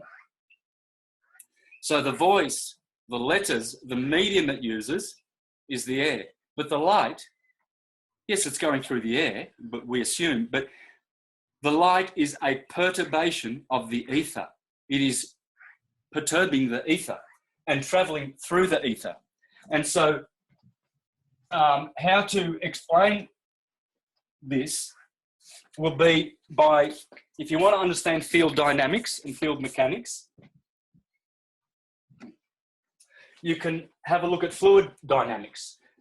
You just go to your sink, fill it up with water, pull the plug out. And what's happening? You'll see a what? What will you see?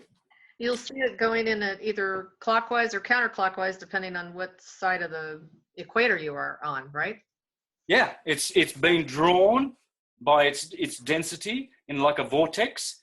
And so it is showing you how magnetism equally works, because like a magnet has a torus field around it. This is what scientists don't understand. And so that hourglass converging energy coming back into the dielectric inertial plane, that is just the same as this, what we have just seen. So it's energy diverging and converging, and these are conjugate principles, eternal principles. And so, and basically that's all that there is. That's all there is. This is God force and God source.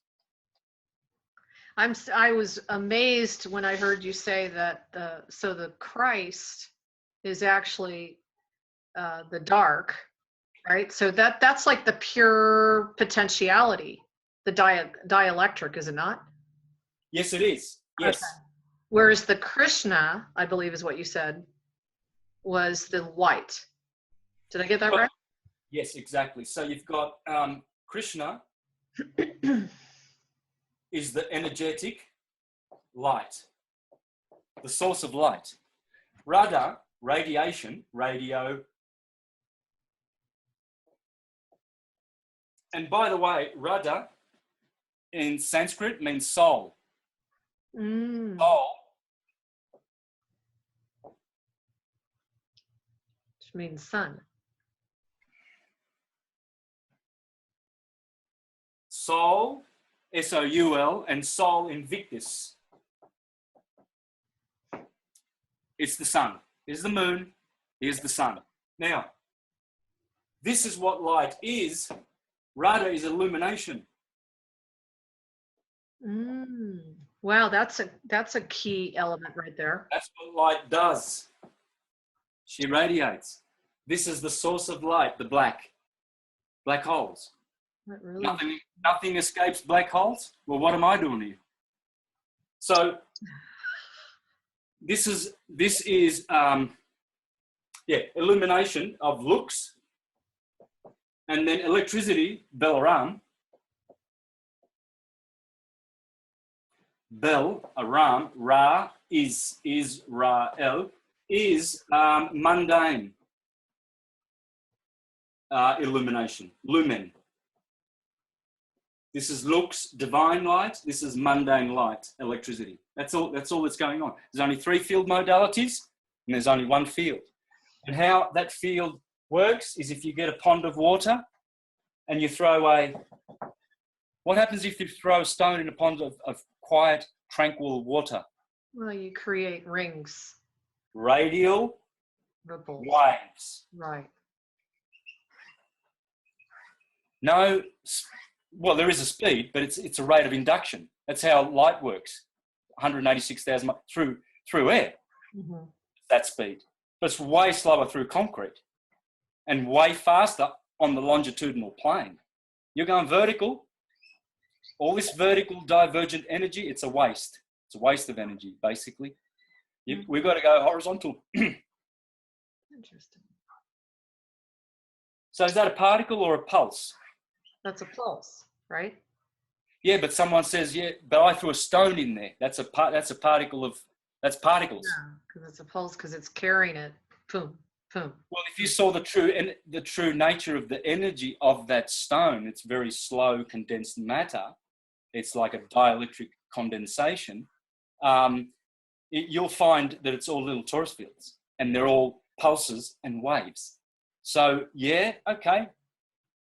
Make it a material science and call it a wave particle universe, but you'll still never be able to explain it because you can't, never have, never will. Whereas we, transcendentalists, spiritualists, who know that religion is science and science is religion, we can explain all things because we've got the holy books. I'm not teaching anything new here. This is what Porphyry and Iamblichus, my 2 favourite Neoplatonic philosophers, taught. And they were the best of the Neoplatonists. They exceeded the work of Plotinus and Proclus and Ammonius Saccas and all the other well-known Neoplatonists, because they included astrology in their philosophy. They included theurgy. They included how to get into the gods through Henosis, Isis. And so Iamblichus, even Julian the Apostate, or Julian the Emperor, the greatest emperor that ever, way exceeded Marcus Aurelius and all the others, Julian the Emperor, the Neoplatonist, who's his uncle, Constantine, who founded the corporate Church of St. Peter, Petra, Stones, he, 60 years later in 363, re-established the true Helio-Gnostic religion of Syncretism. And he called Iamblichus the greatest. He said, Iamblichus is Plato and Pythagoras put together. Iamblichus. And what did he teach you? Well, Iamblichus taught us the order of the hierarchy of the angels. He taught us about the thrones and the dominions and the principalities that are above our heads, and the angels and archangels. You know, this was our school. We lost that school in 537 when Justinian, the creator of the glossar language, the legal language of maritime, he shut down the Neoplatonic schools. And so we've been doing buffoonery Aristotle materialism and Newtonian materialism for hundreds of years, and we are hence, you know, so far removed from the true science. That's So amazing. here we have. Can I ask you a question? Quick question. Yeah. When you're talking about mundane light, okay, so you've got the source, which is Krishna. You've got Radha, which is illumination. And then you have, what is it? The Belrana, right?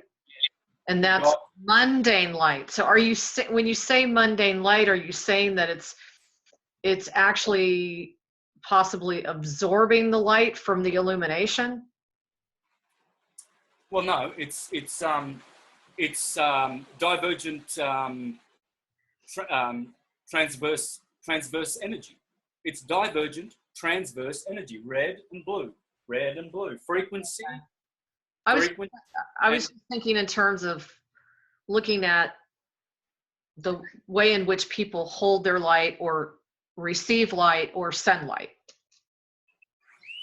Well, yeah, we'll see. Look, the body is material, hence it needs electricity. So you go out in the sun, you do your solar grounding, you eat good food, leafy greens, you know, good cold pressed juices. So you're getting minerals and chlorophyll and all the good things that you need. That's electrical. But the spiritual pulse, the spiritual energy of the universe, the causal behind what we see with these eyes, that's magnetic. It's longitudinal. It's pulsing all the time throughout the universe.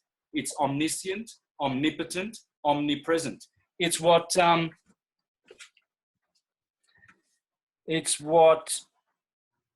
Paracelsus, yeah, this is Paracelsus, the revelation of Hermes, And what's the secret, the supreme, oh, hang on, I've got the wrong camera. I'm looking, okay, so the book of the revelation of Hermes, interpreted by Paracelsus, the supreme secret of the world. And what is it? The quintessence, dielectricity. You see, they talk about electricity because they can charge you for it. Dielectricity, what's that? Is that the particle? But we don't know. Oh no, there's no such thing as free energy, you know. And I'm qualified. I've got my fat head disease. See the papers on the wall? No, I went to school. I did 20 years of school. No, there's no free energy. No, we deny that, God. We are the demon bloodlines that run the planet through the shadow government and through corporation and fascism and feudalism and communism and Marxism, leftist and you know, religion of no borders, nations with no borders, and mixing and polluting and corrupting and homogenizing so we can control you better. But we're demons. See, people don't realize that Clinton, what are they? Well, look at, they're demons, demon bloodlines. Yes, they are. And, you know, and what they do is they use our beautiful science. Look at this, Hillary. Okay, Hillary. Well, that's Hilaria. the goddess of April 15, Aries, Hilaria, where the Romans celebrated hilarity and happiness. Rodham. Oh my. Radha. Yeah, Radharani. Clinton. Jeez. Clinton. Well, that's basically L. It's got an L in there, but that's Atom. Hilaria, the Roman goddess. Radharani, the queen of heaven's magnetism. Clinton. I mean, these bloodlines, you just look, study the black nobility, okay? They basically, Roman aristocratic, I would say oligarchic. So they would be Aristotelian oligarchs as opposed to Plato's aristocracy, ruled by the best, or good people in positions of power that we meretriciously give them that position. Mm-hmm. So these oligarchies, if you go back to the 1200s when the Crusades started, and the Guelph families and all of these, the Doge of Venice and all of this, the Council of Venice of the 24 families that run the world, they have monopolized all the ports of the world, China, India, Hong Kong, Singapore, all of them, all maritime commerce, all Phoenician law, phony, and they control your courts, your maritime courts, and everything through phonetics, words, the logos, through their spells, L, spell binding. Okay, and so that's why they have the Bible in the courtroom with the gospel, electricity. They worship Saturn, Kronos, the crown. Hence, you are doing business with crown copyrighted property, the legal name, Kronos. You sell your soul when you get a birth certificate with your soul footprint. And who to? Well, to demons. Demons and pseudoscience are running this world. The Jesuits started in, they are black nobility bloodlines. The two families that created the Jesuits were the Farnese and the Borgia, black nobility bloodlines, black because of their black deeds, not their colour. They founded the Jesuits in 1541 or 39. Some say 39, some say 41. So you've got 1541, Copernicus, who was funded by the Jesuits with his globe, and where globalism, this religion of the New World Order, black nobility families who want, global warming religion, globalism, global economy, one world, global religion. There's no globe. The Earth is not a globe. Mm-hmm. The Earth is not spherical. It is round, but it's a disc. It's an accretion disc, like I showed you, inside of a massive Taurus field, like this, and the Earth is like this. Then there are 7 subterranean planets, discs of hellish planets, Sheol under us, Sheol, according to the Hebrews. And then we've got Moon, Mercury, Venus, Sun, Mars, Jupiter, Saturn. Here is Uranus's firmament. Then there is Neptune's waters above the crystalline sea. And then there is the primum mobile, and that precesses, and that is the true cosmos in which we live. So we live on a flat disk, horizontal, level plane. So Santos, what are the planets below? You said that they're hellacious planets. What are those? Well, in Srimad Bhagavatam, they're actually called heavenly planets because they are very luxurious, but much more suffering than we have. They are controlling us in the green chakra, Earth. Purple is out here. Mm-hmm. This is the green chakra. And they come from, this planet is called Atala. The first one, Atala, Atlantis, that sank below the waters. Yeah, because this, they're all called Atala. This is Atala. Then there's, I know that the bottom one's called Putala, but they're all Atala, Atlantis. Now, the point is,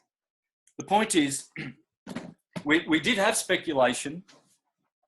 That's if our history is correct, because the Jews, the Jesuits, same word,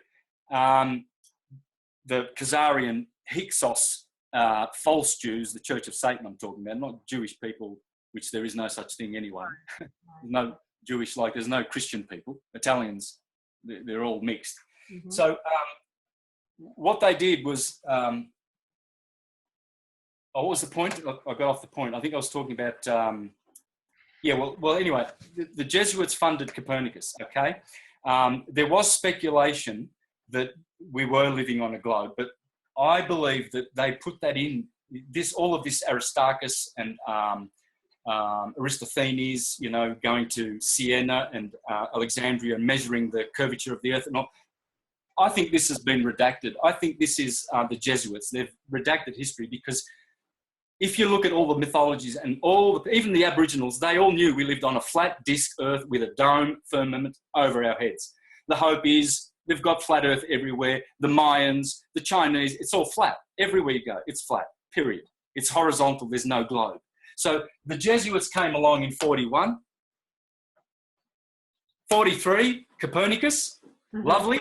Mm-hmm. Then it took another till Galileo Galilei was another 80 years. They funded him. I'll give you the names of all the people from the black nobility that funded him. Pomponazzi,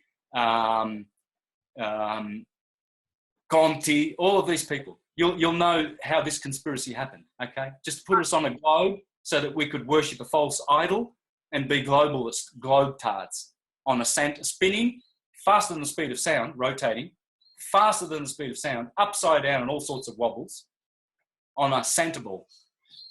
So let me just interject, Santos. I also think that they did it to pull us away from feeling any sense of being the center of our toroidal field. Do you know what I mean? Yep, that's right. They've taken us off center. So now we don't know where we are and who we are. We are at the center. Think about our, even from an esteem perspective. Yep. There was so much behind what they did. You know, making the sun the center versus instead of making the earth center. Yeah. Well, it's both. It's the sun and it's heliocentric and it's geocentric because in astrology the earth is always connected to the sun because the year. Look at that word carefully. Oh boy, there's a lot. Yaram. This is a Proto-Germanic word, and it's Yaram, Jehovah the Ram. Okay, the year, short for Jah Ram. The year is always 365 and a quarter days, what have you. So that is the relationship between the sun and the earth. Okay, so they are very similar. They're always this figure, the year, and so it's pointless arguing about heliocentric. And I see these videos where people say, the heliocentrists, they're demon worshippers, they worship the sun. Look, you do more harm to the truth by saying rubbish like that. The demons who are controlling this plane, the Clintons, the Rothschilds, the Rockefellers, and the Guelphs, and the Saxe-Coburg-Gothers, and the Hanovers, and all of these dark vampire families who are demons from here. They're not humans, they're demons. Clinton is a demon, okay? They don't want us to know this beautiful science. They don't want us to. They are the ones that have perverted everything. This is the history of the globe. You know, Newton's gravity here, we've got Galileo here, and we've got Copernicus here. These people were funded by... Oh, you're going to love this. Oh, you're going to love this. Truthers are going to love this. But all the globetards, they're changing their nappies right about now. They're going, I'm a Santa Bowler, and I believe in the cult of Santa Bowl and general relativity and quantum buffoonery.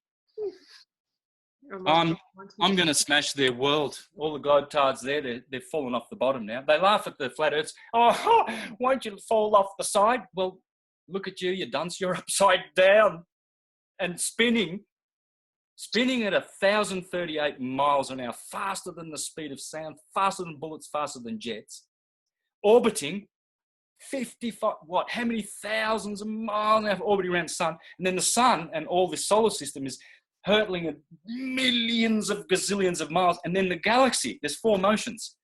I mean, when I go out on a quiet day, the trees are pretty calm to me. They don't sort of notice it faster than the speed of sound upside down spinning. See, when you go back from the Jesuits all the way back, everyone knew it was flat. Everyone knew it, because it is. Here's one for the globetards in Australia. I live on the Sunshine Coast in Queensland, in the hinterland, near a town called Maleny. Punch that into your here's the coast of Australia. Here's Maleny. Queensland border is here. This is the Sunshine Coast up here, just north of Brisbane. An hour. I live an hour north of Brisbane. And here is the Gold Coast. Both of these coasts, an hour north of Brisbane, an hour south. All of this is skyscrapers. Skyscrapers. Wow. Okay. I go to a hill, not very high, probably a couple of 100 meters. So granted, I'm on a hill, but I can see all the skyscrapers along this coast of Brisbane, all the bottom of the skyscrapers ramping up to my horizon eye level, no slope, no Humpty Dumpty slope. It's more than 200 kilometers. Just like we saw a photo of someone photoed from Barcelona. You can see a photo of Mallorca, 206 kilometers away, ramping up with all the flat level sea level, all the way up to the island, and it's straight like that, straight, you can see it. If the island was curved, you'd see curvature like this. You'd see, on the horizon, you'd see islands curving, but you don't. You see islands, they just go bonk, like this. That's an island. That was what Mallorca looked like. And it had mountains like this, and you could see this was dead, flat. 200. I can see from the Sunshine Coast all of the Gold Coast surface paradise, famous skyscrapers, about 90. I can see them all flat horizon, ramping up to my eye level. Even if you go up 30,000 feet in an aeroplane, you will still see the horizon coming up all around you, right at your eye level. You never have to go down like this to look at the ball's curve, because it's a disc. It's an accretion disc. That was, because I interviewed Mark Sargent, and that was probably my biggest aha, was getting in the plane just to see for myself, to pay attention to that, to see how flat it looked. Okay, I'm going to bust some names of the Black Nobility Venetian families, the demon bloodlines. Blue blood. Everybody hang on to your horses. The sponsors, the Jesuit sponsors of Copernicus, Pietro Pomponazzi, Cardinal Gasparo Contarini, and Francesco Giorgi. These three in the 1500s, they gave us the Humpty Dumpty globe. And they were, Contarini, the cardinal, he started the Protestant Reformation, the Jesuits, with Ignatius Loyola. He was the protector of Ignatius Loyola, the Council of Trent, and the Counter-Reformation. Do you have any idea how many people were murdered in those times? After the syncretic renaissance that we had? Probably way more than we know, more than what was recorded in our fake history. That is the watershed mark there, guys. Before that was the Renaissance. Before that, Marsilio Ficino, Pico della Mirandola, Giordano Bruno. Well, Giordano Bruno's down here, somewhere here. He was killed. What was the trigger of before 1541? The globe. As soon as the globe, they started teaching the Copernican globe, that the Venetians are clever. They know to create a container. Yes. You see, beyond Antarctica, there are more lands of good people. I've seen that map. That's fascinating. But wait, what I'm asking you is, what was the trigger that they felt they needed to do that by 1541 to bring in globalism, the globe itself? Well, to contain us, to put us in a Yeah, prison. something must have happened for them to get, because look at the kind of plan they put into place. Well, when Giovanni Cabot and Vespucci and all of these guys were coming back, and people were realizing that it's a flat plane because you can't, you can't sail on a ball upside down. They knew this. That's what it was about. Okay. And so the powers had to create a false world. They changed times and seasons. The scriptures tell us about this. And the demons do this. They invert the truth. They give you another system. They're always giving you if the natural system is here, for instance, natural medicine, herb. Right? What do they give you? Big pharma. It piggybacks on the natural system. So you've got the lawful name, they give you the legal name. So you've got an original national trust, they give you a Cestui KV trust to do commerce in the land of the dead. So even with the pharmaceuticals, they take a natural substance and they just make it a couple of molecules off. So they can co-opt first, corrupt second. Yeah. Chaos. Order, a chaos out of order, not order out of chaos. Fascinating. So, hey, where can we get a copy of the map there that you're showing? Which map? The one up in the upper left-hand corner where you're showing the ones below and the ones above, below the flat plane and above the horizontal plane. Well, I've got one up on my wall from the Hare Krishnas, and it shows you the true cosmos of Brahma, one universe. Okay. It's only one of many universes. True cosmos of Brahma. Maybe if we Googled that, we would find it. Hang on, I'll see what it's called. Hang on. Okay. I think it'd be worth it for people to be able to check that out.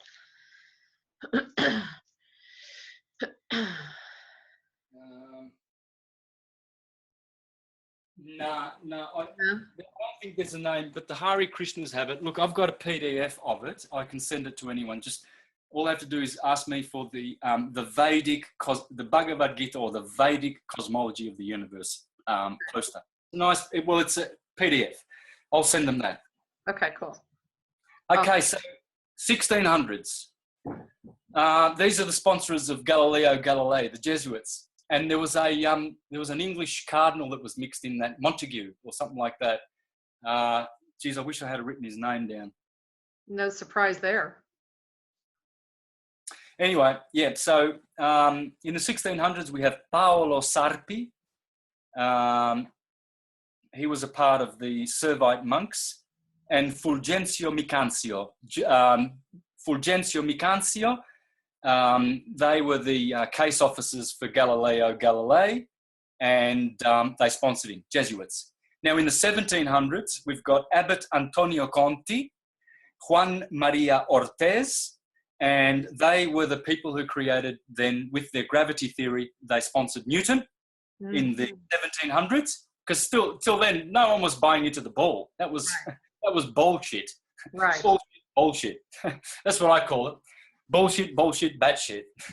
And we're still working off the Newtonian science garbage now, right? Well, until Ken Wheeler and now what I'm doing, I hope. Right. I hope with people like Ken Wheeler on the planet now, we're not going to be so retarded as to go quantum whackery.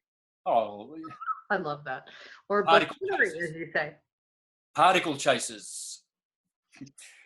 And these guys, Conti and Ortiz, they were enemies of Godfrey Wilhelm Leibniz, who was Newton's most hated enemy, because he actually was the one who invented,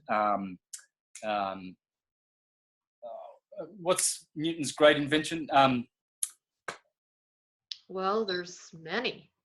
Oh, anyway, the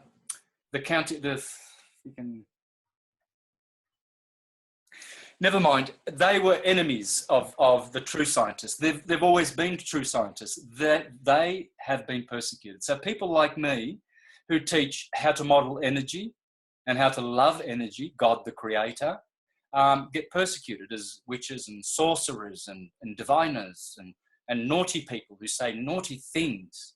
Well, it's actually the corporate churches that are doing that. They are polluting true science, transcendental science, which is in our scriptures.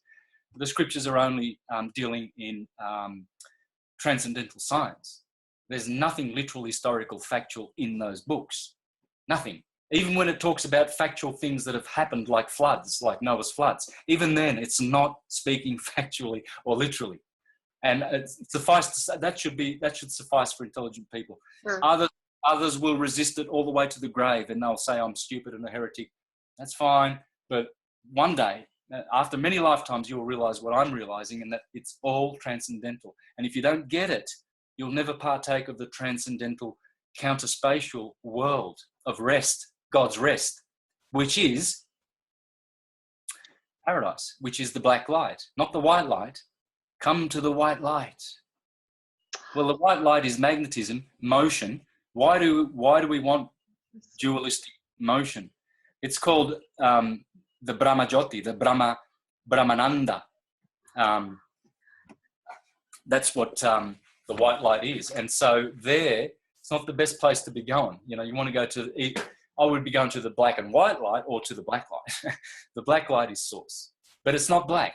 It's just that the forms there are the same as here, but the forms are transcendental. So they don't have gross matter attached to them, but there is form, there is activity. And we will experience one day inconceivable oneness with difference with the Creator. Oh, I look so forward to it. And it is like kind of like a black sea, isn't it? That's what they describe it as. Like, well, it's like that. It's the kether, or we live in Malkuth, but it's the kether or the ether, the field, which generates this vibrational noise, which we call the real world. So we're convinced, it's like, okay, so if I grab, here we go, if I grab my guitar and I, oh yuck, that sounds terrible, there's a buzz in this guitar, I'm so saddened. That's better. So that string was still. That was the horizontal longitudinal stillness. Now I'm going to, look at that, see that bend I'm putting? I'm going to put a wave in there, and that's making noise, right? So noise, what's the difference between noise and sound and music? Well, sound is something more pleasing than noise. Noise can be chaotic. Sound is less chaotic, but music is, oh, gee. Out of tune, it's buzzing. So now,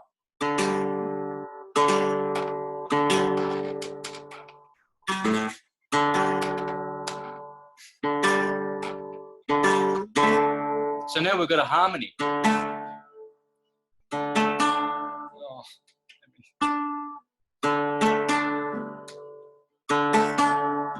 By the way, everybody, you can check out Santos's CDs.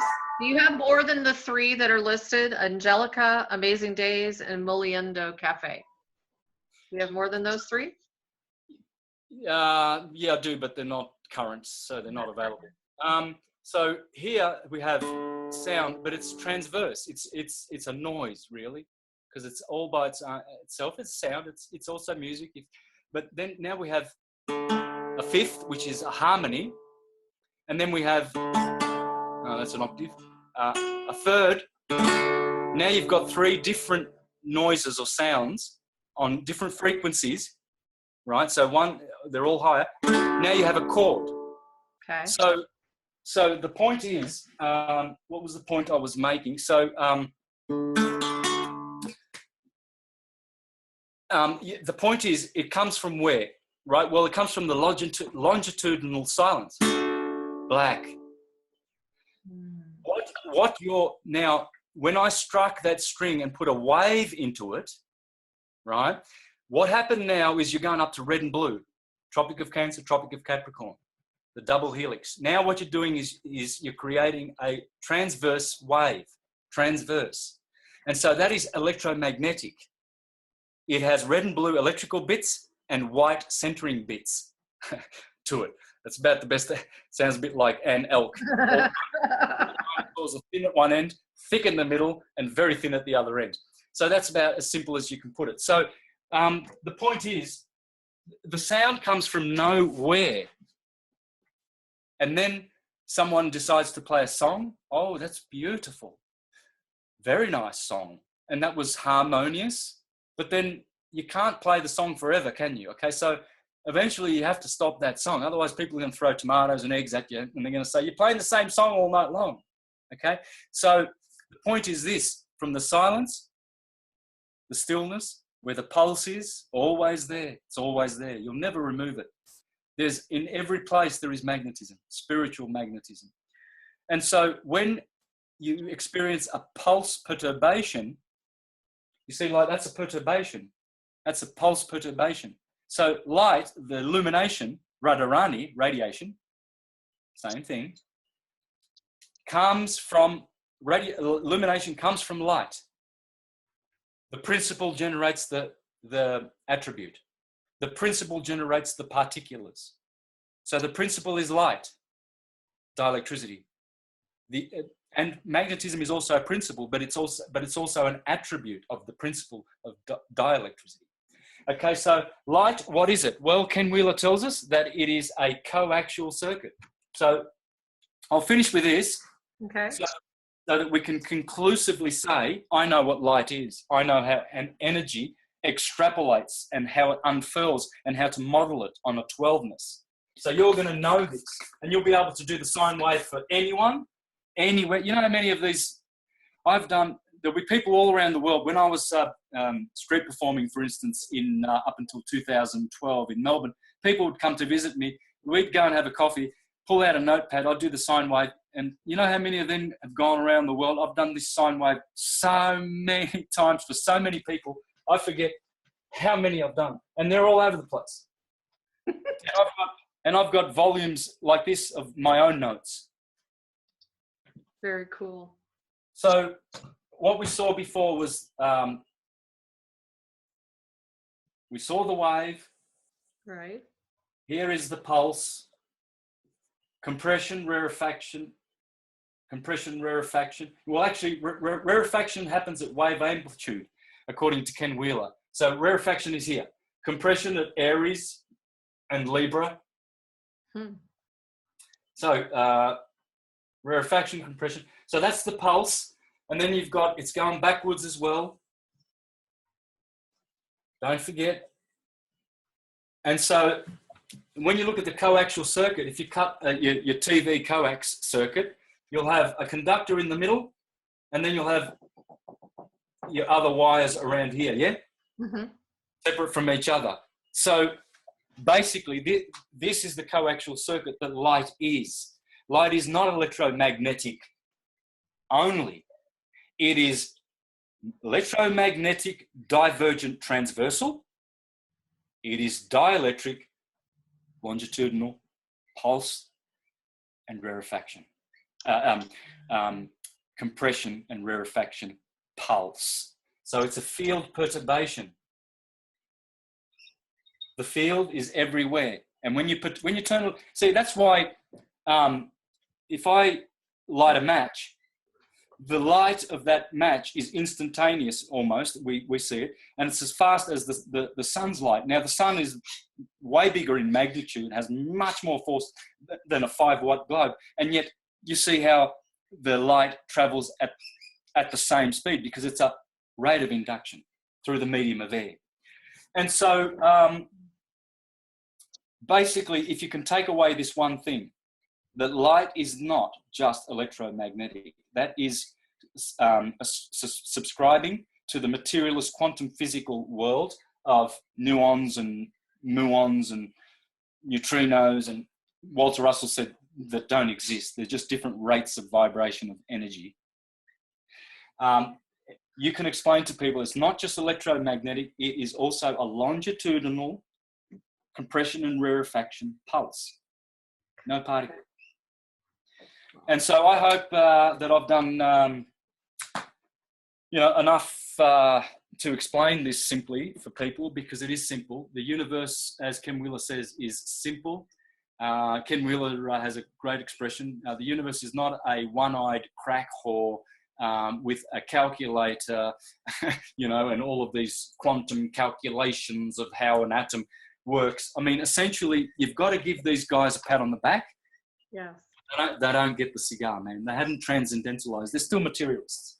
Unfortunately, that's the way Rome does things. The Jesuits and the black nobility keeps people in the quantum particle material world, and they buy into that illusion. So just to finish off, they tell you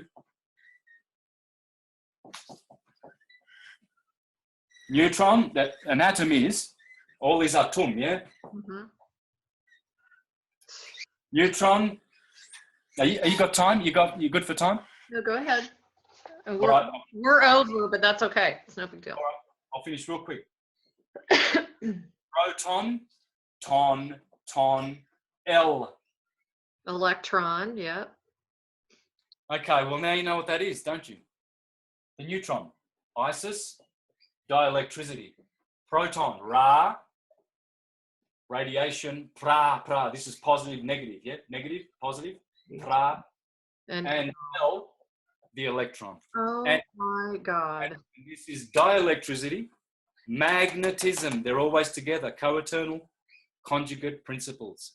The black and white, yin and yang, they will always be together. They are co-eternal, Krishna and Radha. Dielectricity, that's the field, and that's the field propagating transversely.